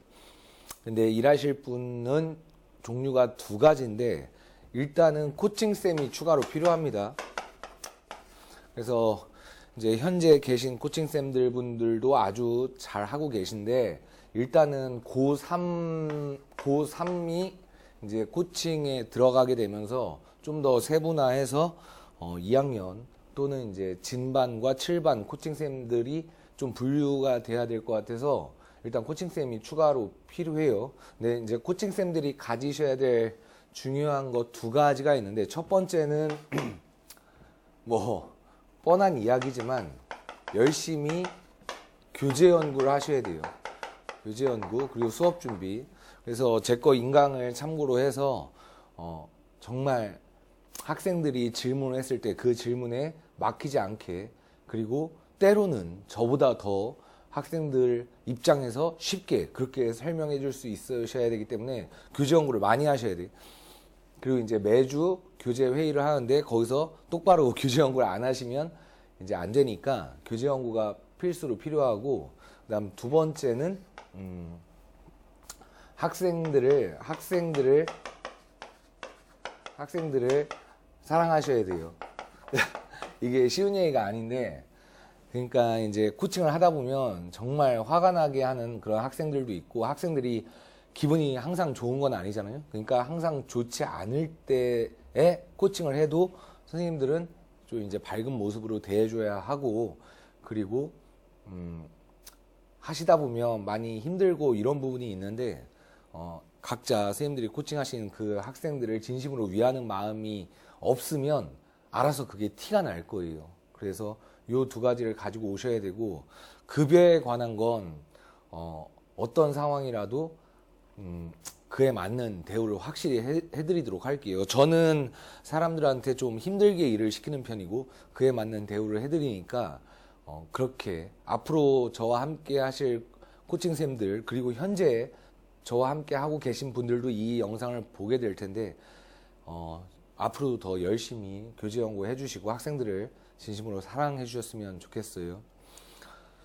자, 그 다음에는 이제 저와 함께 하실 분들이 필요한데, 현재 제가 속해 있는 이 학원에서 학원 전체 시스템으로 같이 팀으로 묶어서 강의를 하실 그런 선생님들이 구성되어 있거든요. 그래서 저 역시도 제가 어떤 누구와 함께 팀이 된다면 정말 또 학생들한테 더 좋은 교육을 할 수 있을 것 같고, 그리고 저도 몸이 하나이기 때문에 제가 할 수 있는 수업에 한계가 있잖아요. 그러니까 정말 같이 열심히 할 그런 선생님들이 필요해요. 그래서 일단 현재까지는 여기 학원에서 일하시는 선생님들 중에 몇 분을 만나봤고 좀 진지하게 이야기를 해봤고, 그리고 제가 알고 있는, 그냥 지인으로 알고 있는 강사분들과도 이야기를 해봤고, 그리고 어떤 학원의 원장님이랑도 이야기를 해봤고, 그리고 저랑 아주 친한 원래 이 수학 강의를 하기 전부터 친분이 있었던, 근데 지금은 또 저쪽 멀리서 수학 강의를 하고 있는 그 친구와도 제가 쭉 만나봤거든요. 그래서 대략 한 10명 정도를 만나본 것 같아요. 근데 일단은 현재까지는 같이 동등한 강사 입장에서 일할 분을 찾지 못했어요. 그런데 저는 찾으려고 노력을 할 테고 그런 분이 있으면 좋겠어요. 자, 근데 제가 뭐 그렇게 잘난 건 없지만 2019년 현재 이 시점에서 진정과 같이 일을 하실 분은 제가 조건을 몇 가지를 제시를 했어요. 그래서 일단 첫 번째가 뭐냐면, 첫 번째가 웬만하면 350일 이상 출근하길 원해요. 일단 제가 작년에 그렇게 417일 출근을 해봤더니 일단 죽을 것 같아요. 그러니까 몸이 많이 힘들고, 일단 내가 한번 어디까지 해볼 수 있나 최선을 다해서 해봤는데 너무 비효율적이죠. 체력도 많이 딸리고 그리고 힘들고 그래요. 근데 많이 쉬면서는 같이 일을 할 수 없기 때문에, 왜냐면 강의가 없어도 와서 할 건 끊임없이 있거든요. 인강도 찍어야 되고 교재도 만들어야 되고 뭐 애들 보강도 할 수 있는 부분이고, 그렇기 때문에 일단은 1년 365일 중에 한 달에 한 번씩 쉬면 12번이고, 그리고 이제 추석 당일, 설날 당일, 그리고 이제 몸이 매우 안 좋을 때, 그때 하루를 쉬면 350일 정도 되거든요. 그래서 이 정도 이상 출근을 하길 원한다라고 첫 번째 이야기를 했었고, 그다음 두 번째는 이제 뭐에 관한 이야기를 했냐면 인강에 관한 이야기를 했어요. 이 인강은 제가 지금까지 제 시스템을 쭉 소개를 했기 때문에 인강을 찍지 않을 수가 없어요. 인강이 없으면 안 돼요. 물론 제가 이야기를 나눴던 분들 중에 저에게 이런 얘기를 했던 분들도 계세요. 인강을 난 찍을 필요가 없다. 왜? 나는 나만의 독특한 방법으로 강의를 하기 때문에 인강이 없어도 애들한테 강의를 잘 할 수 있다. 근데 이제 전 그 말을 들었을 때 약간 좀 회의적이었던 게, 그렇게 강의를 잘한다면 그게 인강이 있다면 애들이 그걸 반복할 수 있기 때문에 있을 때 손해가 될 일이 절대 없어요. 그리고 또 어떤 얘기를 하셨냐면 현장에서 강의를 하는 것이 강사의 어떤 큰 무기인데 그거를 무료로 애들한테 보여줘서 그렇게 할 필요가 굳이 있겠냐. 그걸 인강을 돈을 받고 베풀어 하는 것이냐. 근데 그거는 사실 좀 웃겼던 게 뭐 눈을 뜨고 살펴보시면 지금 이제 서울에 있는 메이저 학원들에서도 완전 공짜는 아니지만 거의 무료에 가깝게 양질의 인강을 제공하고 있고, 그리고 또 이제 무료로 강의를 제공하는 그 학원들이 뭐 엄청 많아요. 그렇기 때문에 그분들과 비교했을 때 압도적으로 실력에 우위가 있지 않다면 인강을 판매해서 그걸 수익을 남길 거라는 생각을 하는 게 전 좀 이해는 되지 않았어요. 여하튼 저와 함께 하려면 인강이 있어야 돼요. 인강 필수예요. 자, 그런데 현재 인강을 찍은 게 없다면 인강을 시작을 하셔야 돼요. 이제 시작. 자, 근데 시작을 하려면 당연히 인강을 찍다 보시면 NG도 많이 나오고 그리고 마음에 안 들 경우도 많이 생기고 다시 찍어야 될 경우가 상당히 많이 있기 때문에 그 인강이 어느 정도 완성이 되기 전까지는 저와 함께 이제 팀으로 해서 학생들한테 강의를 한다면 당연히 같이 배우는 학생이니까 일단은 저의 인강을 봐서 애들이 반복해서 공부를 하게끔 그렇게 같이 유도를 해주시고 그러면서 차근차근 자기만의 그런 독특한 인강을 찍어 나가시면 된다. 자, 거기까지 일단 제가 제안을 했어요. 근데 제가 만났던 대부분의 선생님들은 맨 처음에는 좀 그냥 허허 웃다가 그래도 같이 해보려는 의지가 있어서 서로 대화를 나눈 거기 때문에 여기까지는 일단 같이 하겠다, 동의한다 이렇게 얘기가 됐어요. 그런데 이제 마지막 한 가지에 대한 얘기를 했을 때 일단 거기서 이야기가 좀 멈춰졌는데, 일단은 이제 마지막 건 뭐였냐면 돈이었어요. 그러니까 저는 지금까지 쭉 설명을 드렸지만 일단 1:1 코칭을 해야 해요. 자, 이것에 대한 생각에 변함은 없어요. 그러니까 1:1 코칭을 함으로 인해서 인강이 있고 현장에서는 또 인강과 다른 형태의 열심히 준비한 수업을 하고, 그러고 학생들이 결국 모르는 걸, 그 학생들이 모르는 걸 정확히 마지막 마무리하는 부분이 코칭이기 때문에 이 부분은 반드시 전 필요하다고 생각을 해요. 물론 제가 직접 코칭하는 게 가장 마음에 들겠지만 물론 학생들은 좀 힘들지도 모르지만 일단은 계속 강의를 해야 되기 때문에 현실적으로 모든 학생을 1:1로 코칭한다는 건 불가능해요. 그렇기 때문에 코칭 선생님들이 필요하고 그러려면 이제 돈이 나가야 해요. 강사 입장에서. 근데 현재 제가 여기 학원의 오너가 아니고 강사 입장이기 때문에 학생들이 수업을 들었을 때 그에 따른 성과급제로 제가 이제 월급을 받아요. 그러면 그 내가 받은 월급에서 코칭 선생님들의 월급이 제가 나가는 거예요. 왜냐면 제가 고용한 거니까. 그렇게 되면 이제 실제로 어떤 일이 벌어지냐면, 그럴 때도 있고 안 그럴 때도 있는데, 일단 제가 해봤을 때는 최대 마이너스 120, 한 달에 이제 학생들이 온 숫자보다 코칭쌤한테 나간 돈이 더 나갈 때가 있었어요. 그래서 한 달에 마이너스 120이 될 때가 있어요. 그리고 한 달에 뭐 50 이렇게 될 때가 있고, 어쩔 때는 그냥 제로가 될 때가 있어요. 근데 제로가 되면 사람은 살아야 되니까 계속 마이너스가 되죠. 그러다가 어느 시점에는 플러스가 됐다가 다시 또 마이너스가 됐다가 막 이래요. 그렇게 되고 학생들이 수업을 이렇게 새로 들어온다고 하면 어떤 일이 벌어지냐면, 1대1로 코칭을 하다 보면 코칭 선생님들이 학생들을 맡을 수 있는 인원이 한정적이에요. 왜냐면 아침부터 밤늦게까지, 심지어는 코칭 선생님들이 밥 먹을 시간까지 없고 코칭을 할 때가 있거든요. 그래도 맡을 수 있는 인원이 한정적이에요. 무한대로 맡을 수가 없는 거죠. 그러다 보면 어떤 일이 벌어지냐면, 애들이 계속 늘어났을 때 선생님의 수입이 증가하는 게 아니라, 애들이 늘어나면 코칭 선생님을 또 고용해야 돼. 왜냐면 1대1을 하니까. 왜냐면 1대1을 안 하면, 아까도 계속 말씀드렸지만 1대1로 코칭을 하지 않으면 학생들은 질문을 하지 않아요. 효율이 없어요. 자, 그렇기 때문에 이렇게 돈을 못 벌 수가 있다.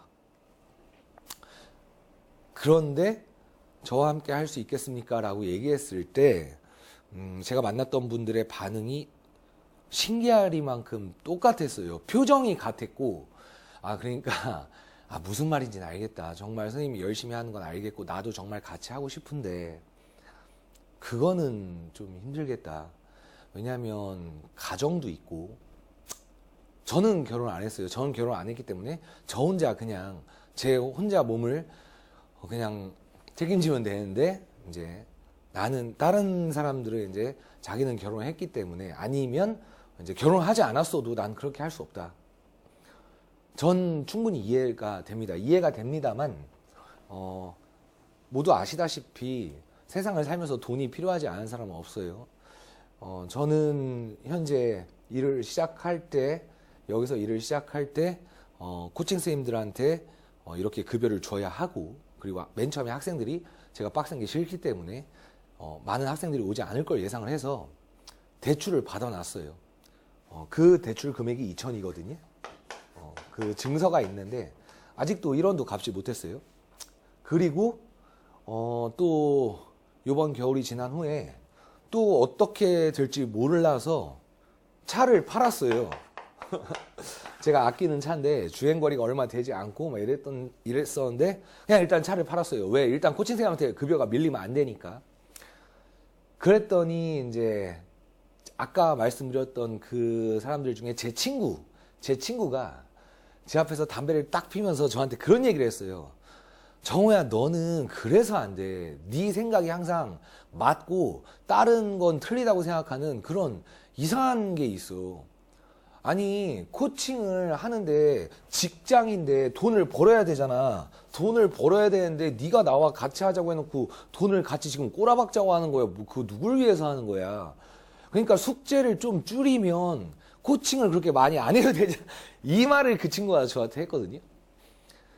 그래서 제가 친구한테 뭐 더 이상 얘기가 통하지 않는 거예요. 그러니까 이제 학생을 가르쳐야 되는데, 학생의 성적을 올리기 위해서 해야 되는데, 과제를 많이 내야 되는데, 과제를 많이 내면 질문이 많아지니까 그걸 지금 메꾸겠다고 코칭을 하겠다고 했는데, 과제를 많이 내고 이제 막 인강을 찍고 해야 된다는 네 생각이 잘못된 거라고 하는 거예요. 그래서 알았다고, 미안하다고, 잘 지내라고 하고선 이제 왔는데, 사람은 누구나 다 기준이 있고 우선순위라는 게 있어요. 수학에선 부등호가 많이 나오잖아요. 그러니까 일단은 현재는 저는 며칠 전에 이제 아버님 장례를 치렀고, 그 저희 어머님께서 저희 집에 오셔서 제가 도배를 하는데 그만둔 학생들, 제가 그랬던 것들을 이제 책상 옆에 붙여놓고 막 이런 게 있어요. 그리고 어머님은 이제 저의 그 상황을 정확히 아니까 저한테, 정우야, 너가 널 위해서는 엄한 학원을 그만했으면 좋겠어, 진짜. 그런 얘기를 하셨어요. 근데 전 싫다고 했죠. 아직까진 해야 되겠다. 일단 현재 저는 저의 삶도 중요한데 일단은 학생이 최우선이에요. 학생이 최우선이기 때문에 학생의 성적이 오르기 위해서는 제가 할 수 있는 모든 걸 해볼 거거든요. 그렇기 때문에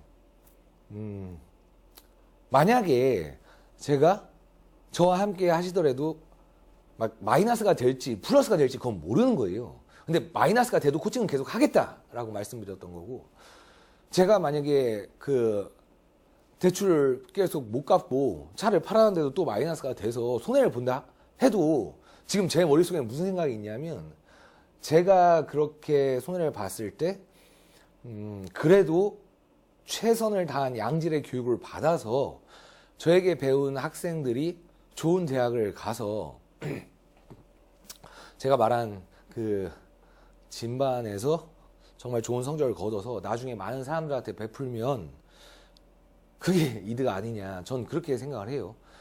약간 저도 제 자신이 이렇게 생각을 해봤을 때 좀 때로는 정상이 아닌 것 같기도 한데, 일단은 그리고 제가 나중에 언젠가 결혼을 하거나 아니면 제가 사람이 바뀔 수도 있죠. 하지만 그 전까지는 저는 그 생각이 계속 될 것 같아요. 그래서 돈이나 시간 여유보다는 현재까지는 이래요.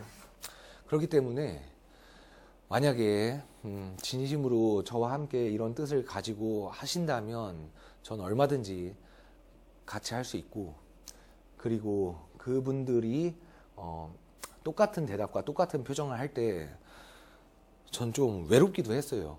아, 이게 진짜 이런 사람이 없는 것일까? 어딘가에 있을 텐데, 같은 생각을 하고 같이 노력할 수 있는 사람이 있을 텐데, 전 그분들을 정말 만나고 싶어요.